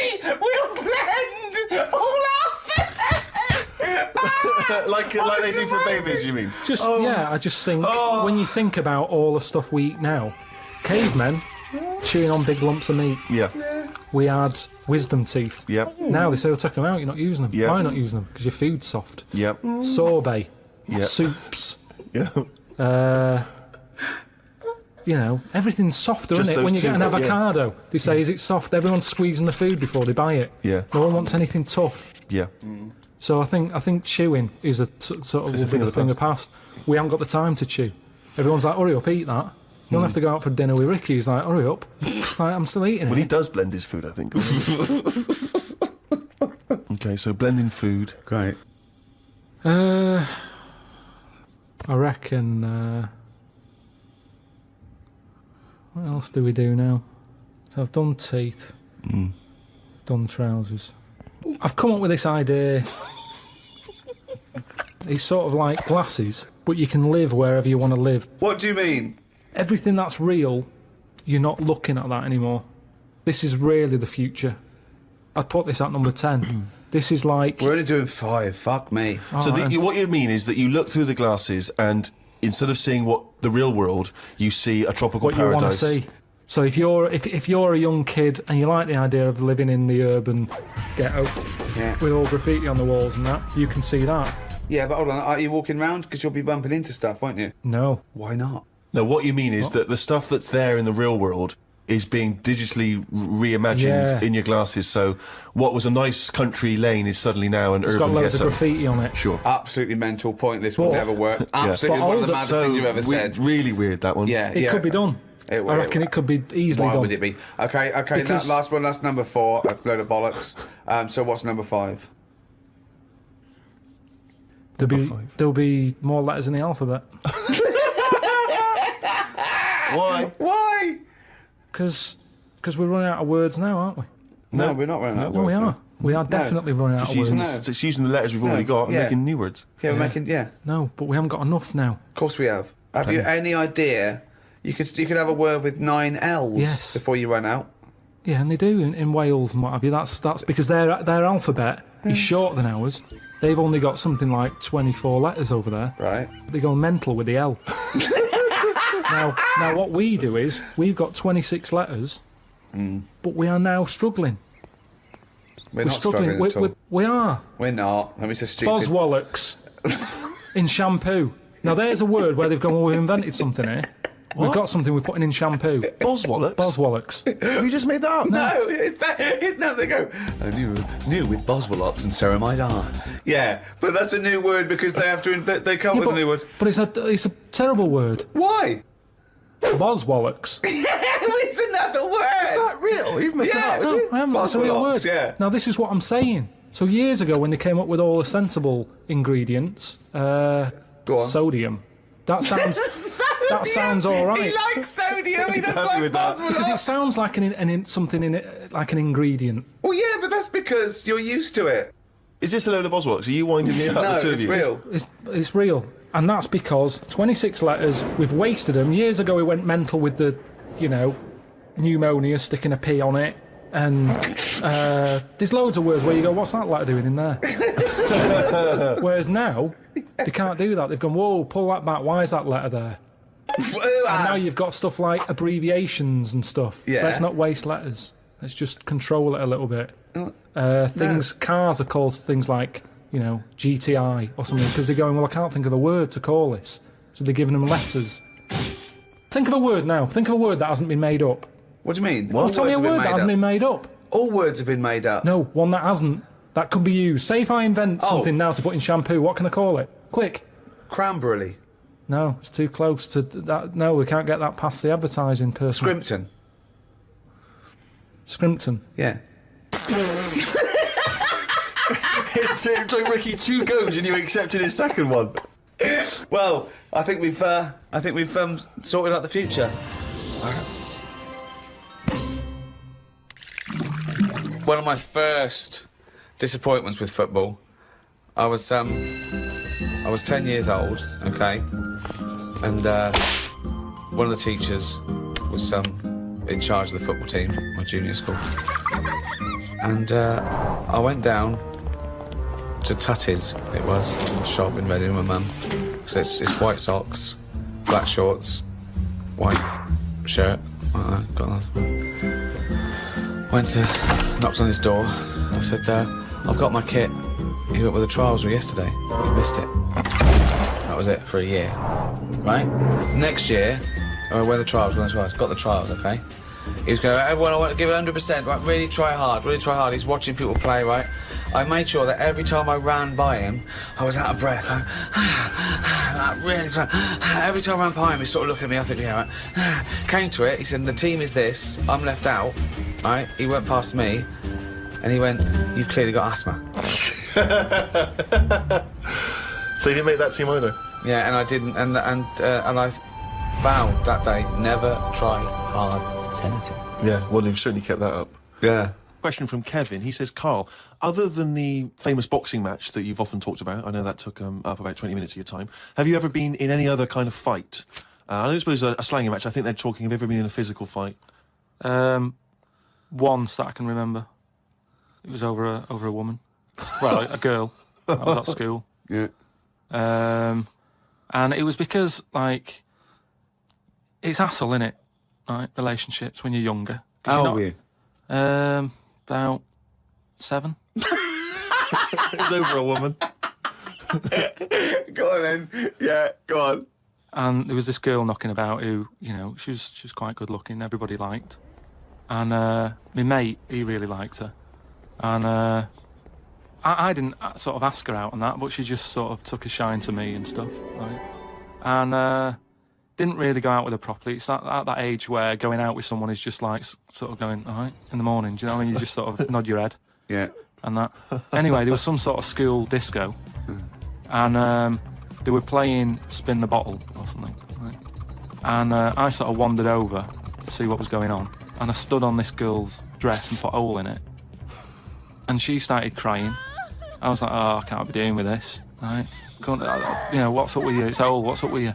And everyone's going, Carl, what are you doing? That's meant to be your girlfriend and that. You should be sort of saying, oh, I'm sorry, and giving her a hug and all that, and saying it'll be all right, we'll sort the dress out. I said, oh, I can't be dealing with this. Right? So she's crying her eyes out. I said, it's over, right? Oh, it's over, you saying, right, in the morning. Yeah. No more of that. Yeah, there's no more. Right. In the morning. So I go to the toilet, right? And this lad who fancies her comes in and goes, you're out of order, you know. And I'm saying, what are you on about? Sorry, there's 2 7-year-olds. Yeah, you're out of order. Keep out. Yeah. Cut it out. Show her a bit of bloody respect. Sorry, were you wearing trilbies? Yeah. He put his cigarette out in the sink and he just said, leave it. Get out of my face. So I just sort of said, look, why are you getting involved and all that? Yeah. 2 7-year-olds. Yeah. Why are you getting involved? And it was obviously like because you know he fancied her and that. We had a bit of a fight in there. Yeah. I accidentally, you know, sort of chipped his tooth on a sink. Wow, is it like a proper... Sorry, this is like something from Lock, Stock and 2 Smoking Barrels. Yeah. What are you talking about? 2 7-year-olds in a toilet. So you put a hole in her dress. I don't know how that... What were you wearing? Football boots? How did you make a hole in her dress? I don't know. It was like that sort of material. You were wearing winkle pickers. Like crepe. You know what I mean? It was like a crepe dress or something. Yeah. Right. And that got a hole in it. So you're having and when you say you're having a fight, I mean, are you wrestling with it? You got arm locks and head locks? A little bit of locks? wrestling and shoving about and that. And it was an accident. I didn't sort of go, right, I'm going to break your teeth or anything. It's just that I happened to push his head down and his tooth hit the sink. Right. And it chipped and what have you. After that, like, I sort of left there and stuff. And we had to go into assembly. And there was a copper in there doing some presentation saying, listen, kids, you know, don't get into trouble. because we're out there and we'll get you, right? So sort of try to teach the kids young not to get into any trouble and stuff. So I'm sat in the assembly room thinking, oh God, there's a copper here talking, and my mate's going to come in a minute, like with a chipped tooth and everything. And Questions are going to get asked. That's what kind of happened. I mean, the coppers didn't get involved. Yeah. Did you turn your back on violence after that then? Yeah. He said, you'll never take me alive, copper. So yeah, that was the sort of last fight. Brilliant. A friend of mine got a gift, or rather gave it as a gift. I don't know if you've been familiar with these. It's a charity organisation, and you go on their website or you phone them up, and you can give someone else the gift of, say, a goat. And it's a sort of goodwill thing, you know what I mean? So you buy an African family a goat that will help them for years. And it's like you're saying, well, I would have bought you a present. Yeah, but I've used that money wisely. Yeah, so it's almost like they've given the present. They've given the goat. Yeah, it's a beautiful idea. But as soon as he told me about it, I thought to myself straight away, knowing Karl's views on charity and giving, I wondered what his views would be. Well, are they happy with the present over there? Like the people who are getting it? You're an idiot. What, you think an African family wakes up and there's a little goat with a ribbon tied round it, and they go, oh, look what Santa brought us. Look, and that mince pie's gone and that glass of milk. You're such an idiot. No, but what I'm saying is, does that family want a goat? Yes. But why? It's not they want a goat, it's they need a goat. Do you think... What do you think this organisation is? Just arbitrarily giving goats to people. They're going to say, oh, I wanted Nintendo. What are you thinking? Well, what I'm saying is, right, let me put myself in their shoes. Well, this will be a first. Got any, but say I'm one of them, right, over there. Right, I'm sat there, it's Christmas Day, right. I open it up, open the present, little goat there, right. Now, if I was one of them, I'd be going, not another mouth to feed. At the end of the day, there isn't enough food to go round for themselves, never mind a goat. Don't they say, like, having a dog and that is quite expensive? Sometimes they say, you know, what with all the injections you've got to give it. Well, I'm assuming it's all above board. The goat's had its injections. That's what some of the money goes towards. It's just a way of redirecting cash. But the thing is, why do they want that goat? What's the main reason? What does a goat give you? Milk. Right. Now, wouldn't it be easy to just send them a bottle of milk? Without all the hassle and the headaches that come with it. That's all I'm saying. And the other thing is, think about the goat. That was happy over here. Suddenly, it's on barren land. No grass. I'm gonna burst! What do you mean? You didn't send a goat from here. I'm saying, who's happy at the end of this, right? You've got a fella who hasn't got a present over here because the mate bought him a goat, right? So yeah, let's do this properly. So there's a tick. He's not happy, right? Then you've got the person who's opened it, who, like you said, wanted something else, right? It's a goat. They go, who's going to look after this, right? So tick, they're not happy. And then you've got the goat going, what am I doing here?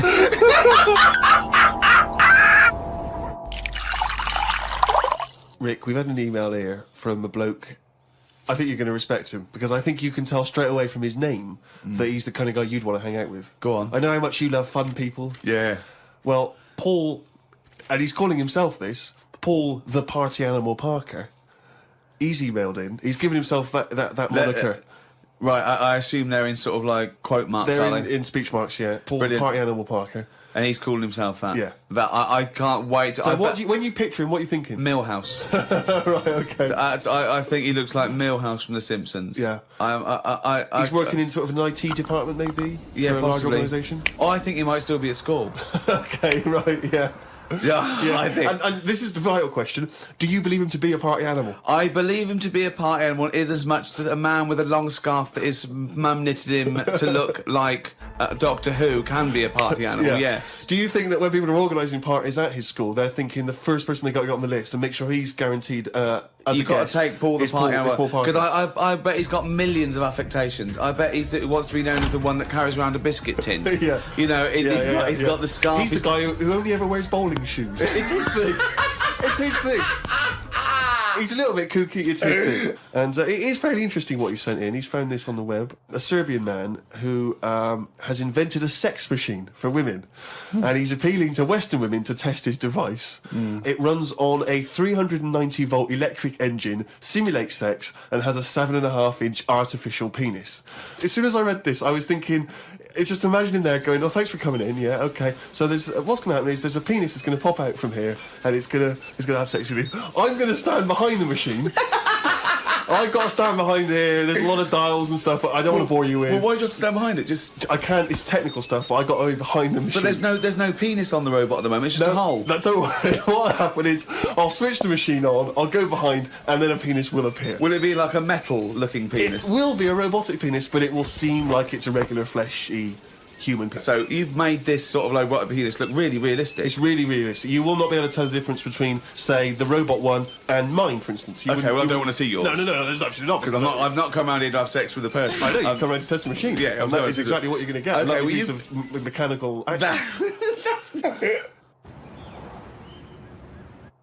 Talking of eating knobs, Carol Thatcher, you know, a daughter of one of our leaders. Sure. Well, you saw her in I'm a Celebrity, Get Me Out of Here. She popped a couple of bollocks in the mouth, chewed them up, swallowed them. Oh.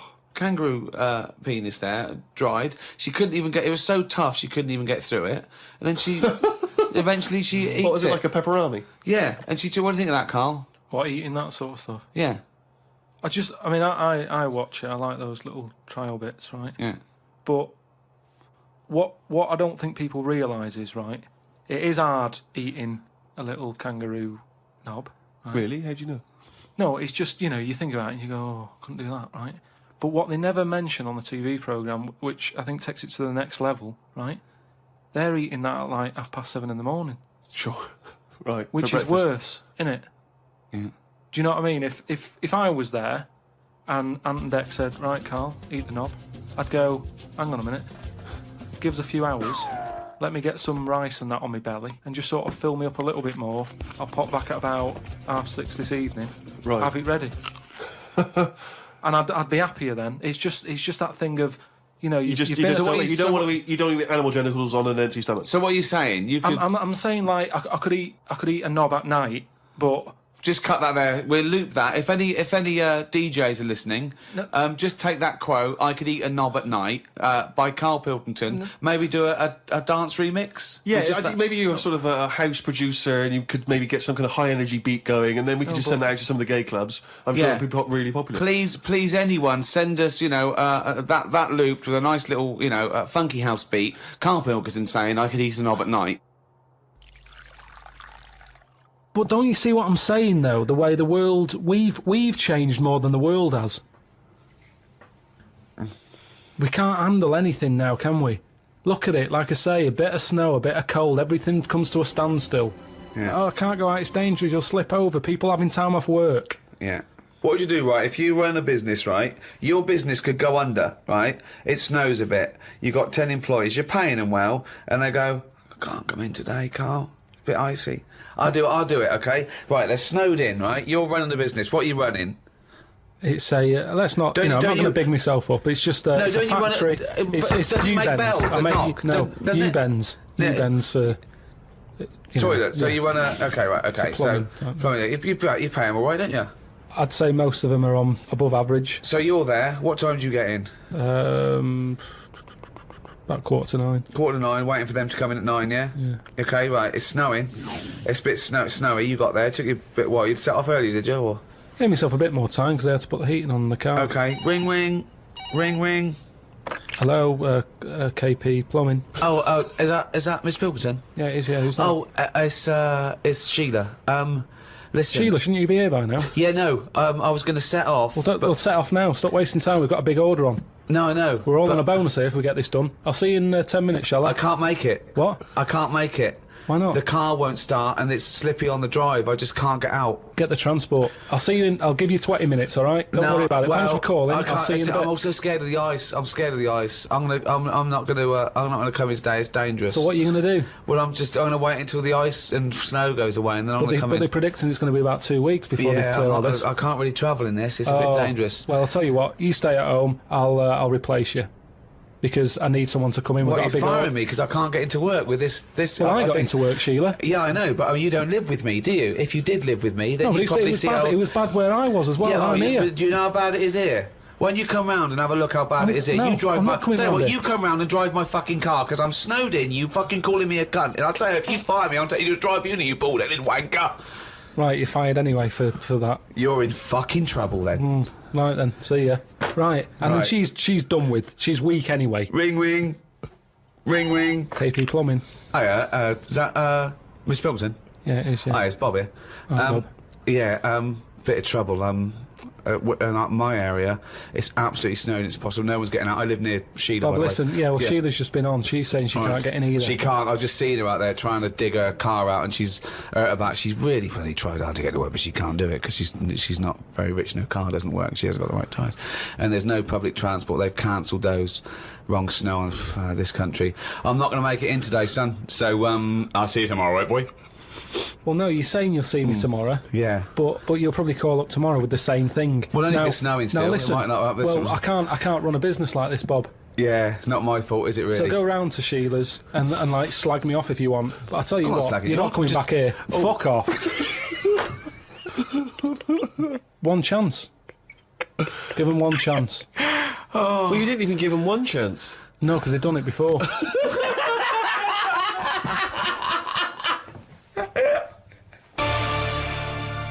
You've done TV.